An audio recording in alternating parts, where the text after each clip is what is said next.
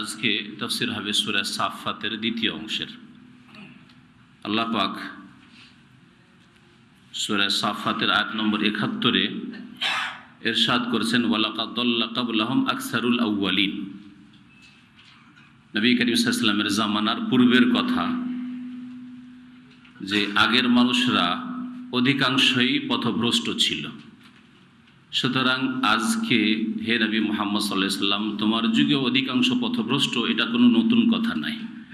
যেন এতে নবী সাল্লাল্লাহু আলাইহি ওয়াসাল্লামকে সান্ত্বনা দেওয়া হয়েছে এবং আমাদেরকেও জানানো হয়েছে, এর সাথে প্রত্যেক মানুষকে জানানো হয়েছে যে অধিকাংশ মানুষ ভুল পথে চালিত থাকবে, বিভ্রান্ত থাকবে। ওয়ালাকাদ দাল্লা ক্বাবলাহুম, আর নিঃসন্দেহে পথভ্রষ্ট হয়েছে, ক্বাবলাহুম এদের পূর্বে, আকসারুল আউয়ালিন পূর্ব যুগের অধিকাংশ লোকেরা।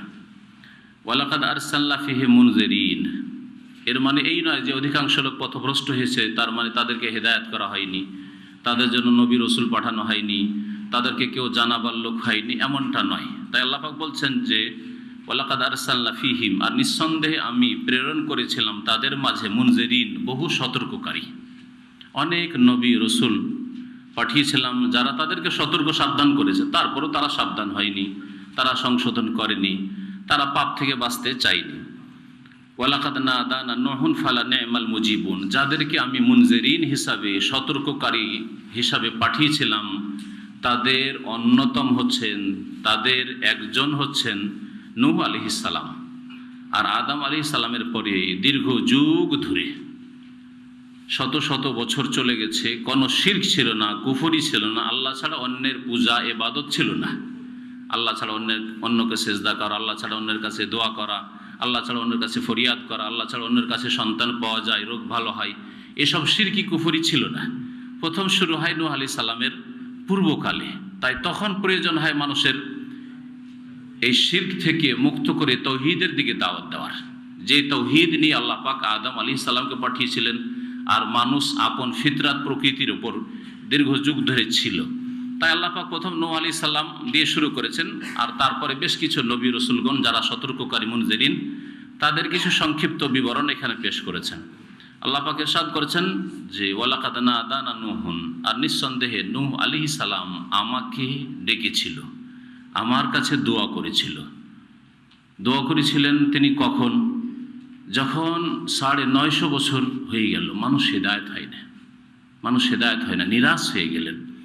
একদিন, ২ দিনে, ১ বছর, ২ বছরে, ১০ বছর, ২০ বছরে তিনি নিরাশ হননি। ৯৫০ বছর মানুষকে দাওয়াত দেওয়ার পরেও তাফসীর কারগণ লিখেছেন যে মাত্র ৮০ জন লোক তার ওই জলজাহাজে সওয়ার হয়েছিল, অর্থাৎ তারাই শুধু মুসলিম ছিল। ওয়ালাকাদ নাদানা নূহুন, নূহ আলাইহিস সালাম আমাকে ডেকেছিল, ফালা নি'মাল মুজিবুন, তখন আমি কতই না সুন্দর তার ডাকে সাড়া দানকারী ছিলাম। মুজিব মানে যেই ব্যক্তি ডাকে সাড়া দেয়, যেই ব্যক্তি ডাক শোনে, ডাকের জবাব দেয়। মুজিব মানে জবাব দেনেওয়ালা, যিনি জবাব দিয়ে থাকেন। তো যখন নূহ আলাইহিস সালাম আল্লাহ পাকের কাছে দোয়া করলেন যে রব্বে ইন্নী মাগলুবুন ফান্তাসির, এক জায়গায় কোরআনে কারীমের সূরা কামারে, আল্লাহ আমি এদের কাছে পরাজিত, অপদস্থ, লাঞ্ছিত, ফান্তাসির, আল্লাহ তুমি এর প্রতিশোধ নাও, আমাকে সাহায্য করো। ছোট্ট একটি দোয়া। এছাড়া সূরা নূহের শেষ দিকে দোয়াগুলি রয়েছে, রব্বে লা তাযার আলাল আরদি মিনাল কাফিরিনা দাইয়ার, আল্লাহ পৃথিবীতে কাফেরদের একটিকেও ছাড়িও না। ৯৫০ বছর ধরে এদেরকে সৎপথের দাওয়াত দিলাম, আল্লাহর একত্বের দিকে দাওয়াত দিলাম, ভালো কাজের দাওয়াত দিলাম, কেউ শুনল না। এরা লা তাযার, আল্লাহ ছাড়িও না, আলাল আরদি পৃথিবীর বুকে, মিনাল কাফিরিনা দাইয়ারা, কাফেরদের কোনো কাউকে, ইন্নাকা ইনতাযারহুম, আল্লাহ যদি এদেরকে ছেড়ে দাও, ইউদিল্লু ইবাদাক, এরা বেঁচে থাকলে এরা আগামী প্রজন্মকে গোমরাহ পথভ্রষ্ট করবে। ২-৪টা যারা হেদায়েত হয়েছে এদের সন্তানদেরকে আবার গোমরাহ পথভ্রষ্ট করবে। ইউদিল্লু ইবাদাক ওয়ালা ইয়ালিদু ইল্লা ফাজরান কাফারা, আর এদের নসল থেকে, এদের প্রজন্ম থেকে ভালো মানুষ আর পয়দা হবে না। ইল্লা ফাজরান কাফারা, এরা একেবারে নাপাক হয়ে গেছে, ক্যান্সার।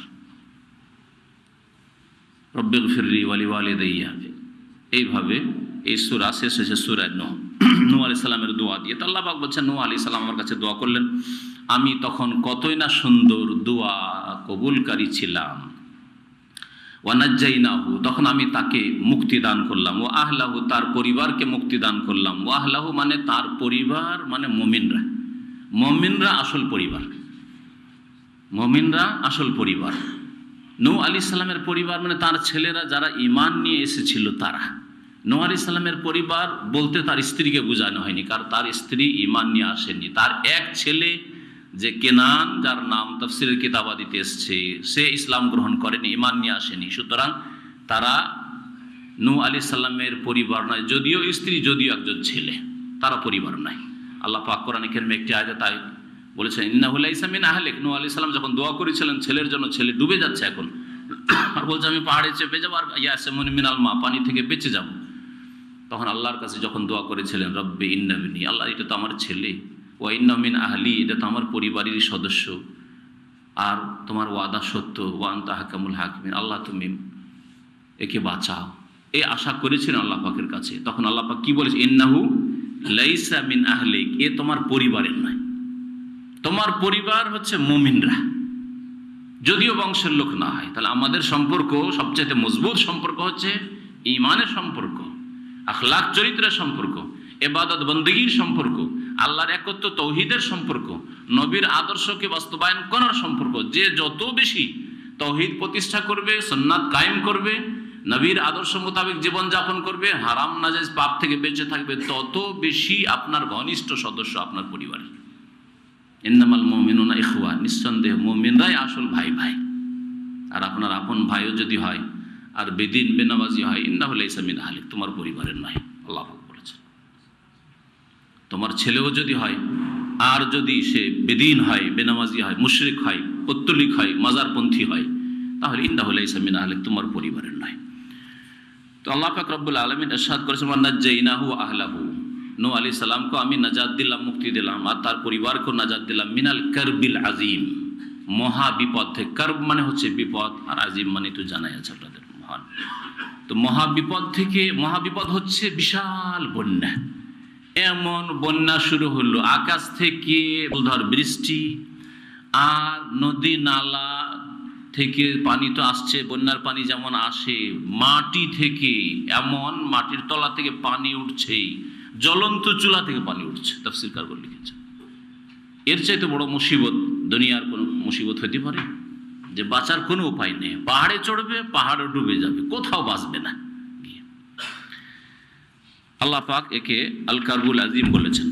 ওয়া জাআলনা যুররিয়াতাহুমুল বাকিন, এবং আমি আল্লাহ পাক রব্বুল আলামিন তার সন্তানদেরকে, যুররিয়াতাহু মানে তার সন্তানদেরকে, নূহ আলাইহিস সালামের সন্তানদেরকেই অবশিষ্ট রাখলাম বংশানুক্রমে। নূহ আলাইহিস সালামের জামানায় যে কজন লোক ওই পানি জাহাজে চেপেছিল, সেই কয়জন লোকেরই প্রজন্ম এতগুলি ছড়িয়ে পড়েছে পৃথিবীতে। আর দুনিয়াতে কোনো লোক ছিল না, সমস্ত ধ্বংস হয়ে গেছিল। দুনিয়াতে এত ছড়িয়ে ছিটিয়ে লোকও ছিল না। তখন তো মানব জাতির ইতিহাসের প্রথম যুগই ছিল। আর নূহ আলাইহিস সালামের আপন এলাকা ছিল ইরাকের এলাকা। তো সেই এলাকা থেকেই যে বন্যা শুরু হইল, মানুষ যারা কুফরিতে ছিল সবগুলি ধ্বংস হয়েছে, আর যারা বেঁচে ছিল তাদের প্রজন্ম থেকেই কিয়ামত পর্যন্ত লোকেরা বাকি আছে। আল্লাহ পাক বলছেন, তার সন্তানদের থেকে বংশানুক্রমে লোকদেরকে আমি অবশিষ্ট রেখেছি, এরাই বাকি রয়েছে পৃথিবীতে। বলা হয়েছে তাফসীরে কিতাবাদিতে যে নূহ আলাইহিস সালামের এক ছেলের নাম ছিল সাম। সামের বংশধর হচ্ছে ইউরোপিয়ানরা, আরবরা, আর এর সাথে যতগুলি ভারত উপমহাদেশের সাদারা আছে, এরা হচ্ছে সাম বংশের। কারণ ভারত, উত্তর ভারতের বা ভারতে যে আর্যরা গিয়েছে, যারা পরে ব্রাহ্মণ, আর তাদের থেকে বহু মুসলমান হয়েছে, অর্থাৎ সাদা চেহারার লোকেরা, এরা হচ্ছে সাম, যে নূহ আলাইহিস সালামের ছেলে, তার বংশধর। আর তার এক ছেলের নাম ছিল হাম। এই হামের বংশধর হচ্ছে আফ্রিকান কালোরা আর ভারতীয় কালোরা। এরা ভারতের দক্ষিণ ভারত, যেমন আসল যারা ভারতীয় তারা কিন্তু কালো রঙের। যখন আর্যদের এই ব্রাহ্মণদের জুলম অত্যাচার শুরু হলো আজ থেকে ৩৫০০-৪ হাজার বছর আগে, বড়ই জুলম অত্যাচার এরা আর্যরা বিদেশ থেকে এসে যখন শুরু করলো, তখন এরা জানের ভয়ে পালাতে পালাতে পালাতে কেউ শ্রীলঙ্কা, কেরালা, তামিলনাড়ু, কর্ণাটক, দক্ষিণ ভারতে গিয়ে বন জঙ্গলে আশ্রয় দিল। এই জন্য দেখবেন তুলনামূলক উত্তর ভারত আর দক্ষিণ ভারত, পূর্ব ভারতকে মিলিয়ে যারা জিওগ্রাফিয়া সম্পর্কে জানেন এবং সেখানকার মানুষ সম্পর্কে জানেন, যে দক্ষিণ ভারতের লোকেরা তুলনামূলক উত্তর ভারতের তুলনায় এরা হচ্ছে অধিকাংশই কালো, ব্যতিক্রম অল্প কিছু সাদা লোক হয়তো আছে। এজন্য রাম আর রাবণের লড়াই। ভারতে যে পূজা, প্রতিমা, পুতুল পূজা আছে, উত্তর ভারতের হিন্দুরা রামের পূজা করে, তাদের দেবতা হচ্ছে রাম। আর দক্ষিণ ভারতের এর বিপরীত একবার, দক্ষিণ ভারতের হিন্দু, ওরাও হিন্দু কিন্তু এরা রাবণের পূজা করে। অথচ রাবণ রামের স্ত্রীকে নিয়ে, সীতাকে নিয়ে পালিয়ে গেল, আর কতদিন ধরে রেখে দিল। এসব ইতিহাস আপনারা শুনেছেন বা পড়েছেন। হ্যাঁ, এরাও হিন্দু, ওরাও হিন্দু, কিন্তু কি করে দেবতা হইতে পারে যে ব্যক্তি নিজের স্ত্রীকে রক্ষা করতে পারলো না? হ্যাঁ, আর যে কারো স্ত্রীকে চুরি করে নিয়ে যায় সেই বা কি করে দেবতা হইতে পারে? সৎলোক হইতে পারে, অসৎ লোক কি করে সে দেবতা হইতে পারে? চিন্তা করুন আপনি।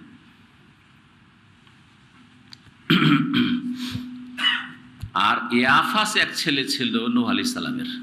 এই ইয়াফাস থেকে এই ইয়াজুজ মাজুজ আর যতগুলি এশিয়ার, আপনার চায়না, তারপরে আপনার সোভিয়েত ইউনিয়ন যেটাকে বলা হইতো, আপনার রাশিয়ার দিকের আজারবাইজান, উজবেকিস্তান, যার চেপটা চেহারা, নেপালি চেহারা, যেগুলো নেপালি, আসল নেপালি যেগুলো চেপটা, তারপরে ফিলিপিনো, আর এই যে চেপটা চেহারাওয়ালার যতগুলি আছে এগুলি ইয়াফাসের বংশধর। আর কেনান তো ধ্বংস হয়েছে। এই সব কথা বলা হয়েছে তাফসীর কিতাবাদিতে, আল্লাহু আলাম, আল্লাহ বেশি জানেন। ওয়া তারাকনা আলাইহি ফিল আখিরিন, এবং আমি তাকে, ওয়া তারাকনা আলাইহি, নূহ আলাইহিস সালামকে অবশিষ্ট রাখলাম, নূহ আলাইহিস সালামকে স্মরণীয় করে রাখলাম। ভাব অর্থ তারাকনা মানে ছেড়ে দেওয়া, অবশিষ্ট রাখা, শাব্দিক অর্থ বললাম। আর এর ভাব অর্থ হচ্ছে নূহ আলাইহিস সালামকে স্মরণীয় করে রাখলাম ফিল আখিরিন, পরবর্তীদের মাঝে। নূহ আলাইহিস সালাম এমন ব্যক্তিত্ব যে কিয়ামত পর্যন্ত যত ভালো মানুষরা আসবে, যত মুমিন বিশ্বাসীরা আসবে, একদল অবিশ্বাসী আর একদল বিশ্বাসী, সকলের মাঝে তাকে স্মরণীয় করে রাখা। নূহের নাম আসলে আলাইহিস সালাম, পিস বি আপন হিম, তার উপর শান্তির ধারা বর্ষিত হোক। কত শ্রদ্ধার সাথে, মহব্বতের সাথে নাম নিচ্ছেন।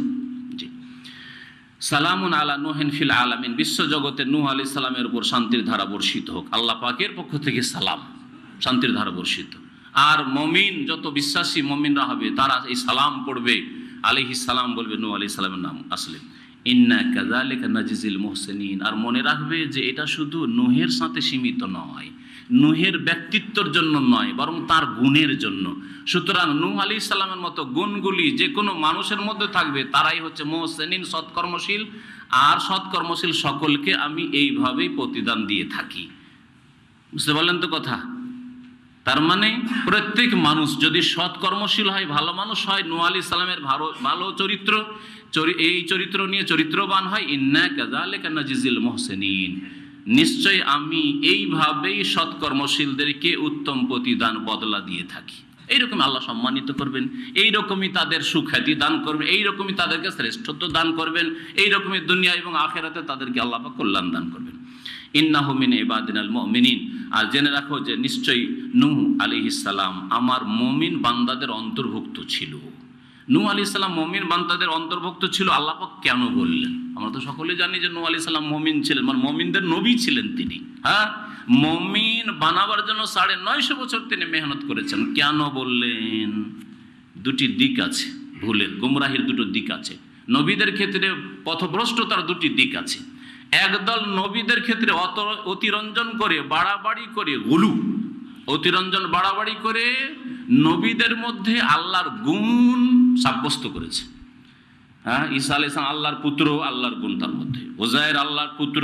হ্যাঁ, তারপরে নবী নূরের পয়দা, নবী দিতে পারেন, নবী আলেমুল গায়েব, নবী হাজির নাজের, নবী মুখতারিকুল, নবী সমস্ত কিছুর এখতিয়ার রাখেন, নবী হায়াতুন নবী, মরেননি। আল্লাহ যেমন আল হাই, তেমন নবীও হাই, জীবিত।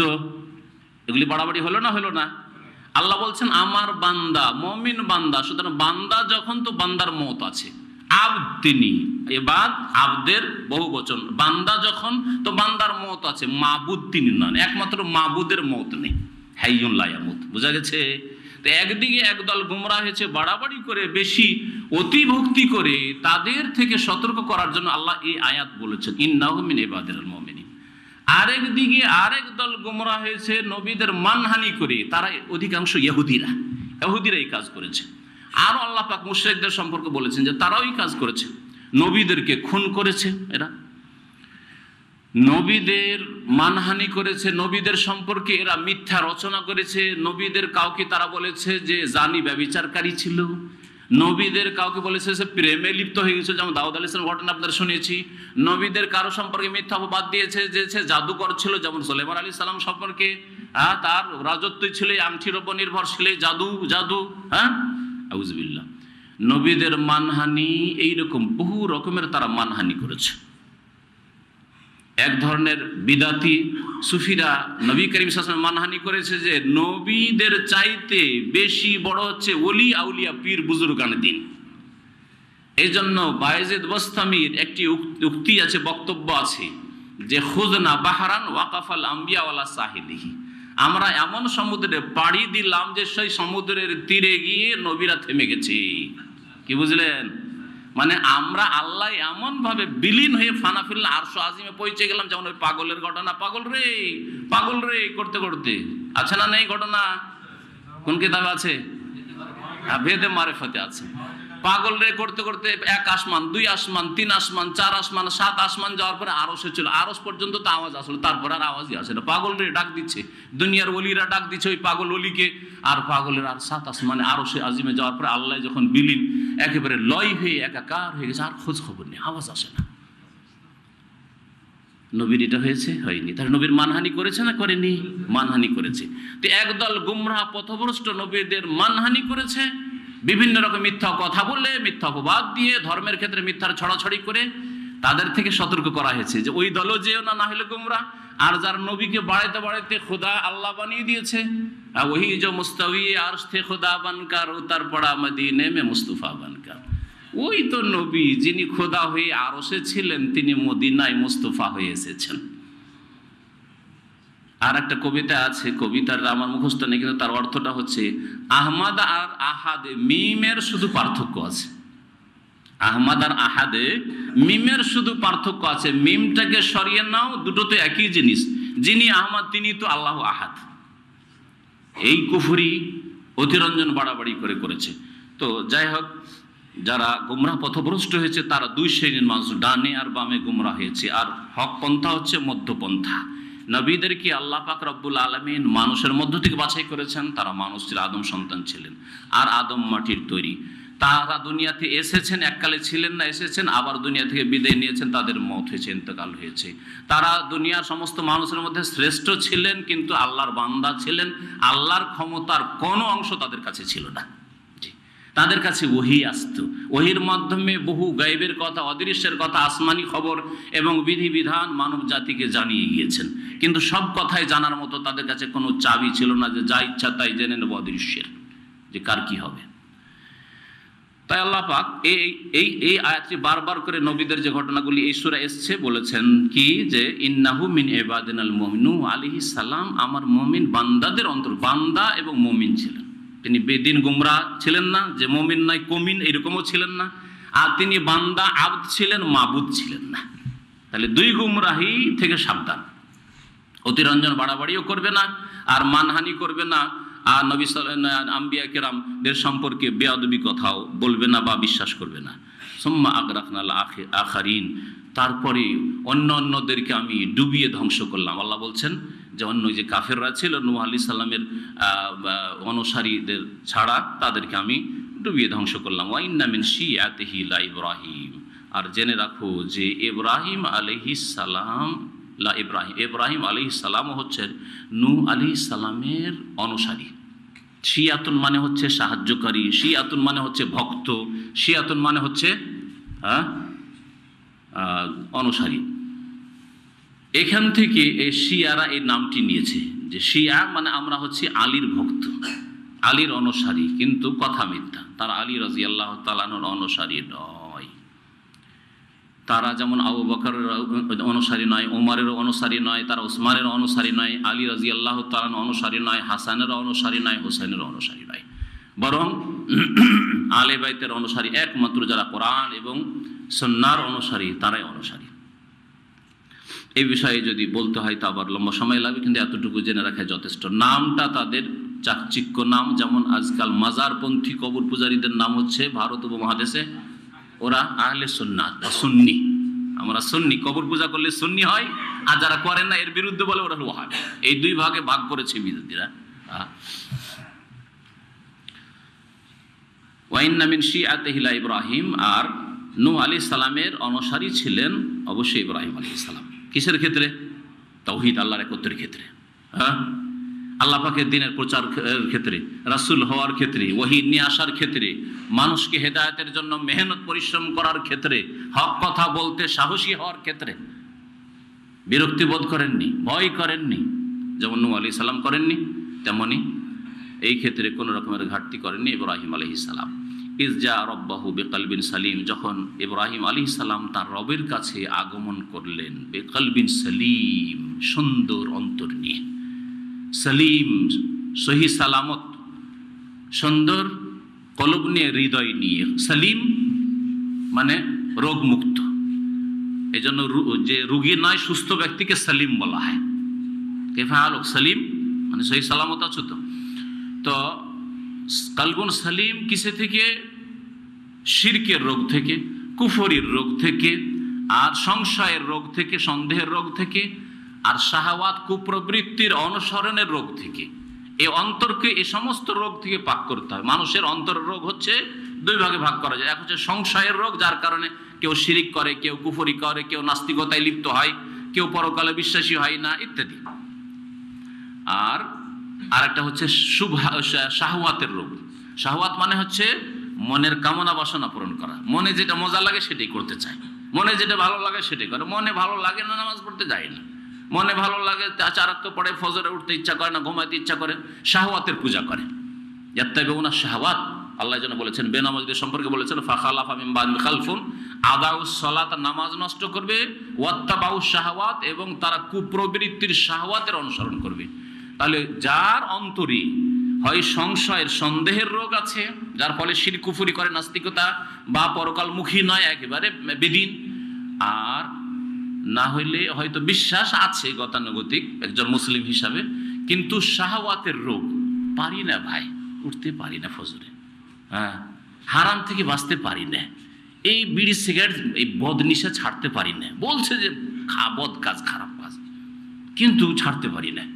এই শাহওয়াতের রোগ কলবে আছে। ইব্রাহিম আলাইহিস সালাম এই সমস্ত রোগ থেকে সুস্থ অন্তর নিয়ে আল্লাহর দরবারে হাজির হলেন। ইয ক্বালা লিআবিহি, এই জন্য তার হক কথা বলার সাহস হলো। বাপের বিরুদ্ধে, জাতির বিরুদ্ধে, দেশবাসীর বিরুদ্ধে সমস্ত লোক মূর্তি পূজা করে। ইয ক্বালা লিআবিহি, স্মরণ করো যখন তিনি তার পিতাকে বললেন, ওয়া কওমিহি, আর নিজ জাতিকে বললেন, মাযা তা'বুদুন, কিসের তোমরা পূজা করছো গো?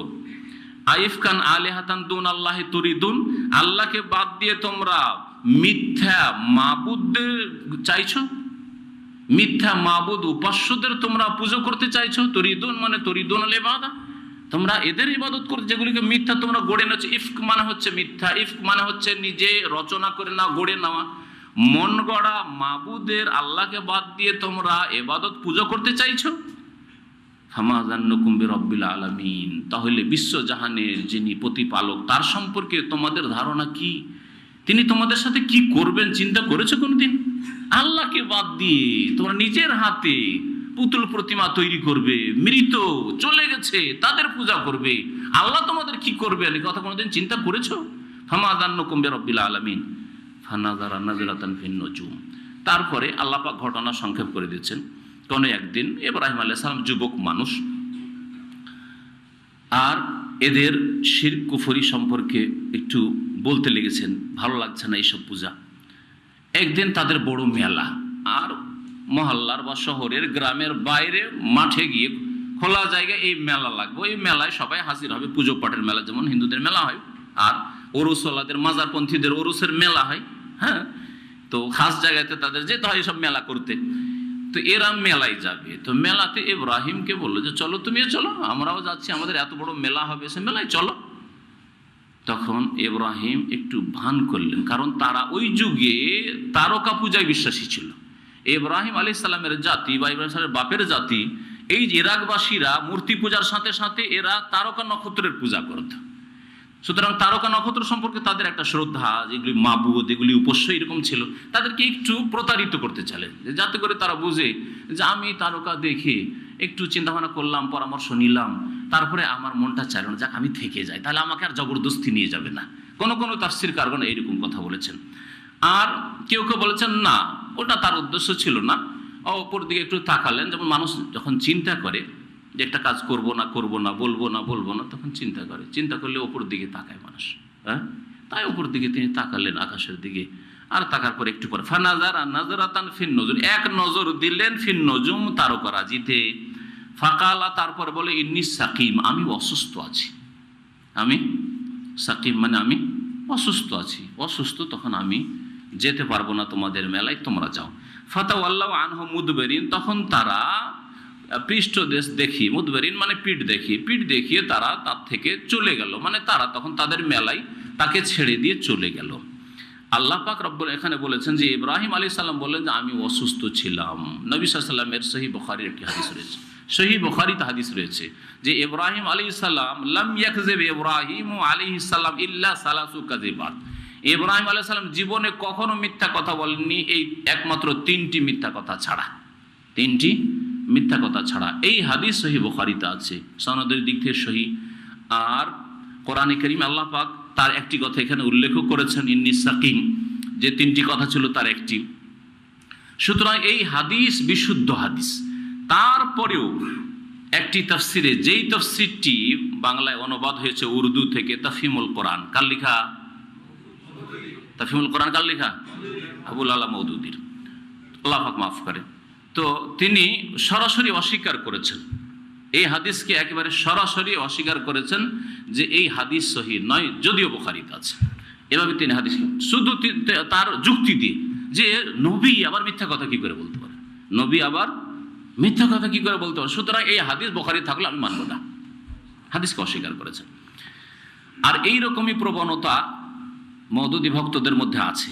যদি মেজাজে না ধরে, মন ভালো না লাগে, এটা হাদিস মানতে রাজি না, না না না এটা ঠিক নয়, যদিও বুখারীতে থাক, বলতে পারেন, মুসলিমে থাক, না ও মানবে না, এইরকম মন মেজাজ তাদের অনেকের তৈরি হয়ে আছে। যারা বেঁচে আছে আল্লাহ পাক তাদেরকে মাফ করে, হেদায়েত করে, আর যারা দুনিয়া থেকে চলে গেছে আল্লাহ পাক তাদেরকে মাফ করে। তো তাফসীরকারগণ কি বলেছেন? অন্য তাফসীরকারগণ বলেছেন যে তিনি বাহ্যিক যে কথাগুলি বলেছে সেগুলি ছিল মিথ্যা, কিন্তু আসলে সেগুলি মিথ্যা ছিল না, বরং জাহের, তার বাহিরটা যেটা বাহ্যিক সেটা ছিল মিথ্যা। কিন্তু এগুলোকে আরবি ভাষায় বলা হয় তারিজ, বলা হয় তারিজ মানে কথাকে বাঁকা করে বলা, যাতে ওরা বুঝে একরকম আর আপনি নিয়ত করেন একরকম। হ্যাঁ, আর আরেক ভাষাতে আরবিতে বলা হয় তাওরিয়া, তাওরিয়া মানে কথা ঘুরিয়ে বলা, একটু ঘুরিয়ে পেঁচিয়ে বলা। তো ইব্রাহিম আলাইহিস সালাম যে 3টি মিথ্যা কথা বলেছিলেন, তার একটি হচ্ছে ইন্নী সাকিম, আমি অসুস্থ। এর ব্যাখ্যা কি? এর প্রথম ব্যাখ্যা, মানুষ যে কোনো সময় সামান্য হলেও অসুস্থ থাকে না, থাকে না? আমাকে সুস্থ দেখছেন না, তারপর আমার মধ্যে অসুস্থতা আছে, কারো পেটে একটু গ্যাস আছে, আর না হলে সর্দি কাশি, দেখেন অ্যালার্জি করতে হচ্ছে, আছে, কিন্তু আপনি বুঝতে পারছেন না যে অসুস্থ আছে। তো কিছু না কিছু অসুস্থতা আছেই, ঠিক না? আচ্ছা, যদি শারীরিক অসুস্থতা না থাকে তো অনেকের মানসিক অসুস্থতা আছে, মানসিক পীড়া আছে, টেনশন আছে, চিন্তা আছে, আপনজনকে অসুস্থ আছে, অথবা এইরকম একটা ঝুঁকি আছে বা কিছু আছে, কোনো একটা খারাপ সংবাদ পৌঁছেছে, সুতরাং একটা টেনশন আছেন, বা চাকরি নিয়ে টেনশন আছেন, আসলে কিছু কোনো একটা অবস্থায়, তাহলে মানুষ রোগমুক্ত সাধারণত নেই, সে মানসিক রোগ হোক অথবা শারীরিক রোগ হোক, ঠিক আছে না? আচ্ছা, দুটো কথা বললাম, মানসিক রোগ অথবা শারীরিক রোগ ইব্রাহিম আলাইহিস সালামের হতে পারে।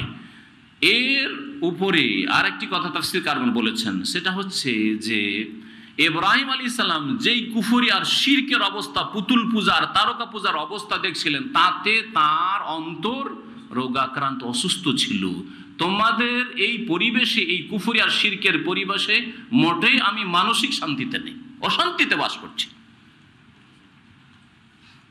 তাই তিনি এই নিয়তে বলেছেন। আর কাফের মুশরিকগুলো বুঝেছে যে আসলে শারীরিক অসুস্থ যেতে পারবে না, তো যাক ছেড়ে দাও, তো বাহ্যিক মনে হলো যে মিথ্যা, কিন্তু আসলে তিনি মিথ্যা বলেন। আর একটি কথা কি বলেছিলেন?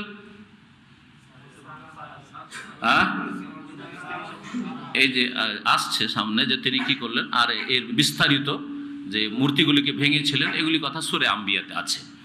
তো মূর্তিগুলিকে যে ভেঙেছিলেন, ভাঙার পরে যখন জিজ্ঞাসা করলে এসে লোকেরা যে মান ফাআলা হাযা বিআলিহাতিনা ইয়া ইব্রাহিম, সূরা আম্বিয়াতে আছে, হে ইব্রাহিম এগুলি কে করেছে? আরে এগুলো ভেঙে চূর্ণ বিচূর্ণ আমাদের দেবদেবীকে কে করলো গো ইব্রাহিম? তুমি ছাড়া তো কেউ ছিল না, মেলা তো সবাই তো মেলায় গিয়েছিল, কে করলো? আর আগে থেকে একটু সমালোচনা একমাত্র ইব্রাহিম করতো। আমাদের দেবদেবীর সমালোচনা, আমাদের এই ধর্মের সমালোচনা একমাত্র ইব্রাহিমই করে। সুতরাং এর সম্পর্কে সন্দেহ জিজ্ঞাসা ওকে এসেই করলো। তখন তিনি বলেছেন বাল ফাআলাহু কাবীরুহুম হাযা, বাল ফাআলাহু কাবীরুহুম হাযা, বরং এই কাজ আমি করিনি কথা বলেনি, বাল ফাআলাহু, বরং এটা করেছে তাদের যে বড়, মানে তোমাদের দেবদেবীর যে বড়, সবগুলিকে ভেঙে দিয়ে যে বড় দেব ছিল আর বড় মূর্তি ছিল সেটাকে রেখে দিয়ে কুড়ালটা তার কাঁধে চাপিয়ে দিয়েছে। ওকে জিজ্ঞেস করো, ওর কাঁধে কুড়ালি ও ভাঙলো না কে ভাঙলো, ওকে জিজ্ঞেস করো, ওকে জিজ্ঞাসা করো। ফাস আলুহুম ইন কানু ইয়ানতিকুন, তাদের বড়তে ভেঙেছে। ফাস আলুহুম, সুতরাং তাদেরকে জিজ্ঞেস করো, ইন কানু ইয়ানতিকুন, যদি বলতে পারে। ওই বুড়াকে জিজ্ঞেস করো, ওই বড় যে তোমাদের দেব বা দেবী, বড় পুতুল প্রতিমা, তাকে জিজ্ঞেস করো, ইন কানু ইয়ানতিকুন, যদি বলে। এই আয়াতগুলি নিয়ে একটু চিন্তা করেন।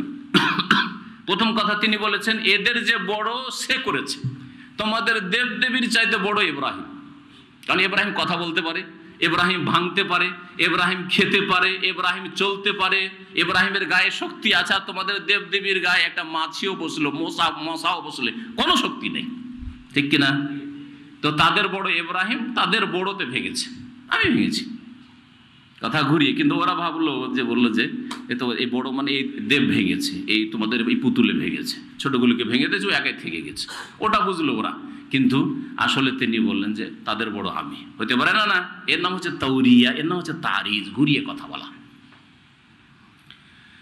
আরেকটি বাক্য হতে পারে ওর সাথে আছে বাল ফাআলাহু কাবীরুহুম হাযা ইন কানু ইয়ানতিকুন, যদি তারা বলতে পারে, ওই দেবদেবীগুলি কথা বলতে পারে, তাহলে তাদের বড়তে করেছে এই কাজ।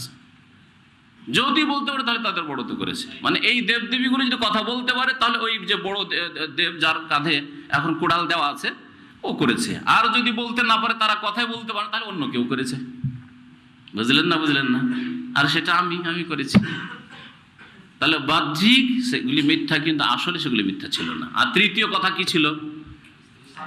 যখন স্ত্রী সারাকে নিয়ে হিজরত করছিলেন, হিজরতের রাস্তায় শাম দেশ যেতে, শাম দেশে হিজরত করলেন, ইরাক থেকে আসছে। ওয়াকালা ইন্নী যাহিবুন ইলা রব্বি, মানে আমার রবের দিকে যাচ্ছি, মানে আমি হিজরত করে যাচ্ছি এখন, আর ইরাকে থাকবো না, এই মুশরিক দেশের একটি কোনো মুসলিম মুমিন নাই, মুআহিদ নেই, আমি শাম দেশ বরকতময় দেশ ফিলিস্তিন চলে যাচ্ছি, প্যালেস্টাইনে। যখন যাচ্ছিলেন তখন জালেম শাসক পড়েছিল। যে জালেম শাসক যদি দেখতো যে কেউ বোন নিয়ে সফর করছে, কোনো সুন্দরী রমণী আছে আর ওর সাথে ভাই আছে বা বাপ আছে, তাহলে তো শ্বশুর বা শ্যালক হয়ে গেল। তাহলে তো শ্বশুর আর শ্যালক তো খুব মজার কুটুম, তাই না? দুনিয়ার মধ্যে সবচাইতে মজার কুটুম হচ্ছে শ্বশুর আর শ্যালক। অনেক সময় বাপ মার চাইতো এরা বেশি প্রাধান্য পেয়ে যাচ্ছে আজকালকার মুসলমানদের কাছে। বাচ্চা না, শালার সাথে খাতির, ভাইয়ের সাথে খাতির নয়, শ্বশুরের সাথে খাতির, বাপের সাথে খাতির নয়। এক লোক ছিল এখানে মক্কায়, শ্বশুরের অ্যাকাউন্টে সব টাকা পাঠায়, শ্বশুরের অ্যাকাউন্টে সব টাকা পাঠায়, আর বাপ হচ্ছে একেবারে গরিব, খাওয়ার পয়সা দেয়, কত কষ্ট করে, এমনকি চেয়ে পড়িয়েছে। আল্লাহ সব কিছুই করতে পারেন। এমন হইল যে তার স্ত্রীর সাথে সম্পর্ক খারাপ হয়ে গেল, স্ত্রী তালাক হইলো, অ্যাকাউন্টে যে টাকা গিয়েছিল সবগুলি বেঈমান শ্বশুর নিয়ে গেল।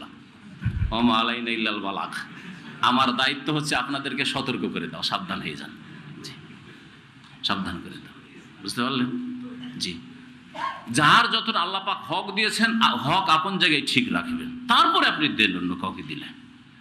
কিন্তু বাপ মায়ের উপর প্রাধান্য পেয়ে যাবে অন্য কেউ না। ইন্নাল্লাহ ইয়ামুরুকুম আন তুআদ্দুল আমানাতি ইলা আহলিহা, আমানত, যার যতটা হক আছে, প্রাপ্য আছে, সেটা আল্লাহ পাক রব্বুল আলামিন পৌঁছাতে বলেছেন। তো যখন ওই জালেম করতো কি, যদি মেয়ের বাবা হইতো বা ভাই হতো, তাহলে তা আদর যত্ন সম্মানের সাথে নিয়ে যেত নিজের বাড়িতে, ওকে বিয়ে করে নিত, যে তোমার বোন আছে, তোমার মেয়ে আছে, বিয়ে দিয়ে দাও। আর যদি স্বামী হয় তাহলে তো বিয়ে করা যাবে না, তো মুশকিল। স্বামী স্ত্রীকে নিয়ে সফর করছে, তাহলে কি করতো? স্বামীকে খুন করে দিত। স্বামীকে হত্যা না করলে একে বিধবাকে মেরে না ফেলে তাকে বিয়ে করতে পারছি না, সুতরাং স্বামীকে হত্যা করে খুন করে একে হরণ করব, এই ছিল তার বদচরিত্র এই জালেম শাসকের। জানতে পারলেন ইব্রাহিম আলাইহিস সালাম। ইব্রাহিম আলাইহিস সালাম বললেন যে দেখো সারা, এই জমিনে তোমার ছাড়া আর আমার ছাড়া কেউ আল্লাহর প্রতি ইমানদার নেই, সুতরাং তুমি আনতে উখতি ফিল ইসলাম, ইসলামের একমাত্র তুমি দুনিয়াতে বোন আছো, আর কেউ আমার নেই। আমি তোমার ভাই আর তুমি আমার বোন, ইসলামের দিক থেকে ইন্নামাল মুমিনুন ইখওয়া। সুতরাং আমাকে যখন জিজ্ঞেস করবে আমি বলবো যে আনতে উখতি, তুমি আমার বোন, তুমি আমার বোন, আর তুমি চুপ থাকবে। যখন জিজ্ঞাসা করা হলো কে, বলছে যে সারা উখতি। এইভাবে আল্লাহ পাক রব্বুল আলামিন বাঁচিয়ে দিলেন। যাই হোক, তো এই যে সারা উখতি কথাটি বাহ্যিক স্ত্রীকে বোন বললেন, বাহ্যিক তো হয়তো মিথ্যা, কিন্তু আসলে কি মিথ্যা? ইন্নামাল মুমিনুন ইখওয়া, মুমিনরা পরস্পর ভাই বোন, এই দিক থেকে ঠিক আছে। তাহলে তিনটি মিথ্যা কথার আসল অবস্থা দেখেন। এইভাবে যদি বলি যে এগুলি আসলে ঘুরিয়ে কথাগুলি বলা হয়েছিল, হাদিস আপন জায়গায়, বাহ্যিক যেহেতু মিথ্যা ছিল সেজন্য হাদিসে বলা হয়েছে যে তিনটি এইরকম মিথ্যা কথা বলেছেন ইব্রাহিম আলাইহিস সালাম। হাদিসও সহি আর এর ব্যাখ্যাও সহি। তাহলে হাদিস আর অস্বীকার করার গুমরাহিতে যায় না মানুষ। আল্লাহ পাক রব্বুল আলামিন যেন আমাদের হেদায়েতের পথে রাখেন। তারপর আল্লাহ পাক ইরশাদ করছেন যে ফাতাওয়াল্লাউ আনহু মুদবিরিন ফারাগা ইলা আলিহাতিহিম ফাকালা আলা তাকুলুন, যেমনই এরা মেলার দিকে চলে গেছে ইব্রাহিম আলাইহিস সালামের জাতিরা, তখন দ্রুত, রাগা রুগো মানে দ্রুত যাওয়া, দ্রুত ছুটে গেলেন ইব্রাহিম আলাইহিস সালাম তাদের দেবদেবীর উদ্দেশ্যে। ফাকালা, তারপরে গিয়ে বলতে লাগলেন আলা তাকুলুন, তোমরা খাচ্ছ না কেন? সামনে ভালো ভালো খাবার, মিষ্টি জাতীয় সেসব রাখা আছে, প্রসাদ, যে দেবদেবীর সামনে রাখাতে প্রসাদ, অনেক কিছু, কলা, ফল মূল, মিষ্টি, কত কি রাখা থাকে। আল্লাহ তা এখন খাচ্ছ না কেন তোমরা? আরে খাও, এগুলো কে খাবে? মা লাকুম লা তানতিকুন, তোমাদের কি হয়ে গেছে, তোমরা কথা বলছো না কেন? তোমরা দেবদেবী, তোমরা দিতে পারো, কেউ বিদ্যার সাগর, বিদ্যা দিতে পারো, কেউ লক্ষ্মী, সুতরাং ভাগ্য একবারে চমকে দিতে পারো। এইসব আকীদা শুধু অমুসলিমদের নাই, এক শ্রেণীর মুসলিম বেকুবেরাও বলে এই মেয়েটি আমার লক্ষ্মী, এই ছেলেটি আমার লক্ষ্মী। এটা শিরকি কথা নয়? বাঙালি সমাজে ব্যাপক হারে বলে থাকে। কেন লক্ষ্মী বলবেন? তো লক্ষ্মী তো হিন্দুদের দেবী, আপনি মুসলিম একজন, কি করে আপনার মেয়ে লক্ষ্মী আর আপনার ছেলে লক্ষ্মী? এটা বলছেন ব্যাপক হারে এসব শিরকি কথা বলে থাকে। বলছেন ইব্রাহিম আলাইহিস সালাম মা লাকুম লা তানতিকুন, তোমাদের কি হয়ে গেছে যে তোমরা কথা বলছো না? ফারাগা আলাইহিম দারবান বিল ইয়ামিন, তারপরে দ্রুত ঝাঁপিয়ে পড়লেন মারপিট করার উদ্দেশ্যে। বিল ইয়ামিন, ডান হাত দ্বারা, অথবা বিল ইয়ামিন মানে, ইয়ামিন মানে জোরে সরে, জোরে আঘাত করা শুরু করলেন আর ভাঙতে শুরু করলেন। ফাকবালু ইলাইহি আযফা, ভাঙা হয়ে গেল সবগুলি। ইল্লা কাবীরান লাহুম লাআল্লাহুম ইয়ারজিউন, সূরা আম্বিয়াতে রয়েছে, তবে বড় ওই দেবীটাকে বা বড় ওই যে তাদের পুতুল, সেটাকে ছেড়ে দিলেন ইব্রাহিম আলাইহিস সালাম, যাতে করে তারা ফিরে আসে আর দেখে যে একটা, আর বলতে পারে যে ওই তো ভেঙেছে। জিজ্ঞেস করো, একটাকে শুধু রেখেছিলেন ইব্রাহিম আলাইহিস সালাম। এখানে আল্লাহ পাক সংক্ষেপ করে দিয়েছেন। যখন ভাঙা হয়ে গেল আর তারপরে মেলা থেকে ফিরে আসলো এই মুশরিকরা, আসার পরে দেখলো যে এই অবস্থা, দৌড় দিয়ে ইব্রাহিমকে ঘেরলো এসে। ফাকবালু ইলাইহি, সুতরাং তারা ঝাঁপ দিয়ে আসলো, ইলাইহি মানে ইলা ইব্রাহিম, ইব্রাহিম আলাইহিস সালামের কাছে। ইয়াজিফুন, নিকটবর্তী হয়ে, মানে একবারে ঘিরে ফেললো তাকে।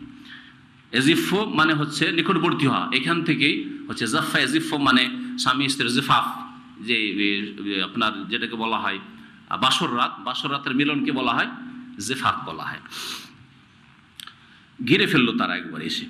কালা আল আতাবুদুনা মা তানহিতুন, তখন ইব্রাহিম আলাইহিস সালাম কি বলবেন? বললেন যে আতাবুদুনা মা তানহিতুন, তোমরা এমন কিছুর পূজা করছো যেগুলো নিজের হাতে তোমরা খোদাই করে বানাচ্ছ, নিজের হাতে খোদাই করে ঘষে পাথর দিয়ে মূর্তি তৈরি করছো নিজের হাতে, আবার তারপরে পূজা করছো। আল্লাহু খালাকাকুম ওয়া মা তা'মালুন, অথচ আল্লাহ পাক তোমাদেরকেও সৃষ্টি করেছেন। ওয়া মা তা'মালুন, আর যেসব কর্ম তোমরা করো বা যেসব এই সব হাতে নিজের হাতে গড়ে তৈরি করছো, এসব পাথরকেও আল্লাহ পাক তৈরি করেছে। তা আল্লাহর সৃষ্টির পূজা কি করে করছো? পূজা তো ইবাদত বন্দেগী হবে যিনি স্রষ্টা তার, তাহলে এসবের কি করে পূজা করছো যেগুলি আল্লাহ পাকের সৃষ্টি? কালু, তাদের কাছে তো আর কোনো জবাব নেই, কোনো যুক্তি নেই, আর তর্কে তো পারছে না। তখন তারা কি বললো, ষড়যন্ত্র করা শুরু করলো। ইবনু লাহু বুনিয়ানান, আপোষে মিটিং করলো যে এর জন্য বিশাল প্রাচীর তৈরি করো, অগ্নিকুণ্ডের প্রাচীর। বুনিয়ান মানে হচ্ছে অগ্নিকুণ্ডের প্রাচীর, বুনিয়ান মানে ঘর, বিল্ডিংও হয়, কিন্তু এখানে অগ্নিকুণ্ডের প্রাচীর তৈরি করো, এটা বলা হয়েছে। ফালকু হফিল জাহিম, তারপরে একে সেই আগুনে নিক্ষেপ করে দাও, জ্বালাবো।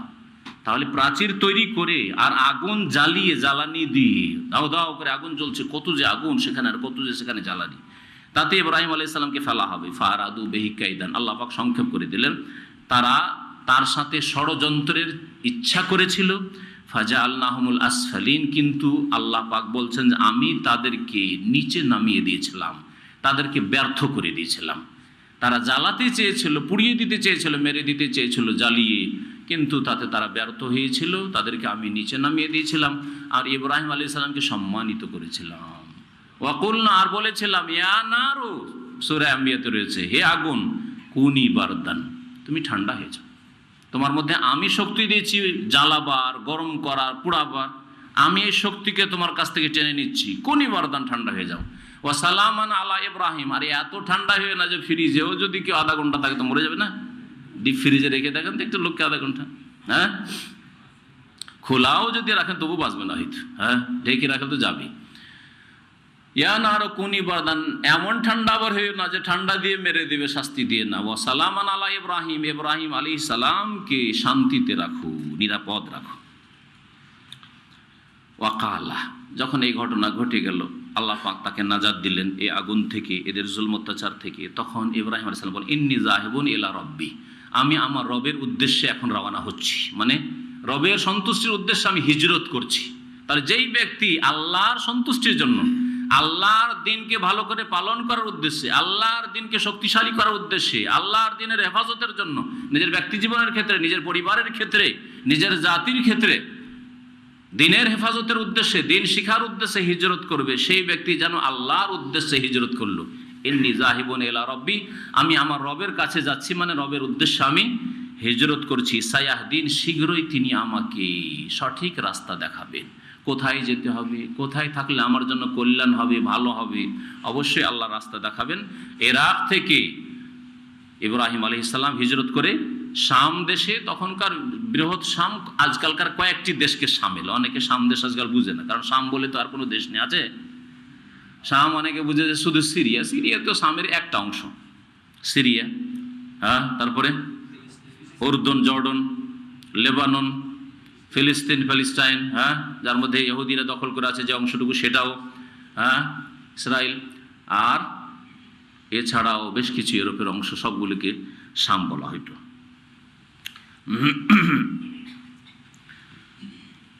যখন শাম দেশে গেলেন, আল্লাহ পাক রব্বুল আলামিনের কাছে দোয়া করলেন, রব্বি হাবলি মিনাস সালিহিন।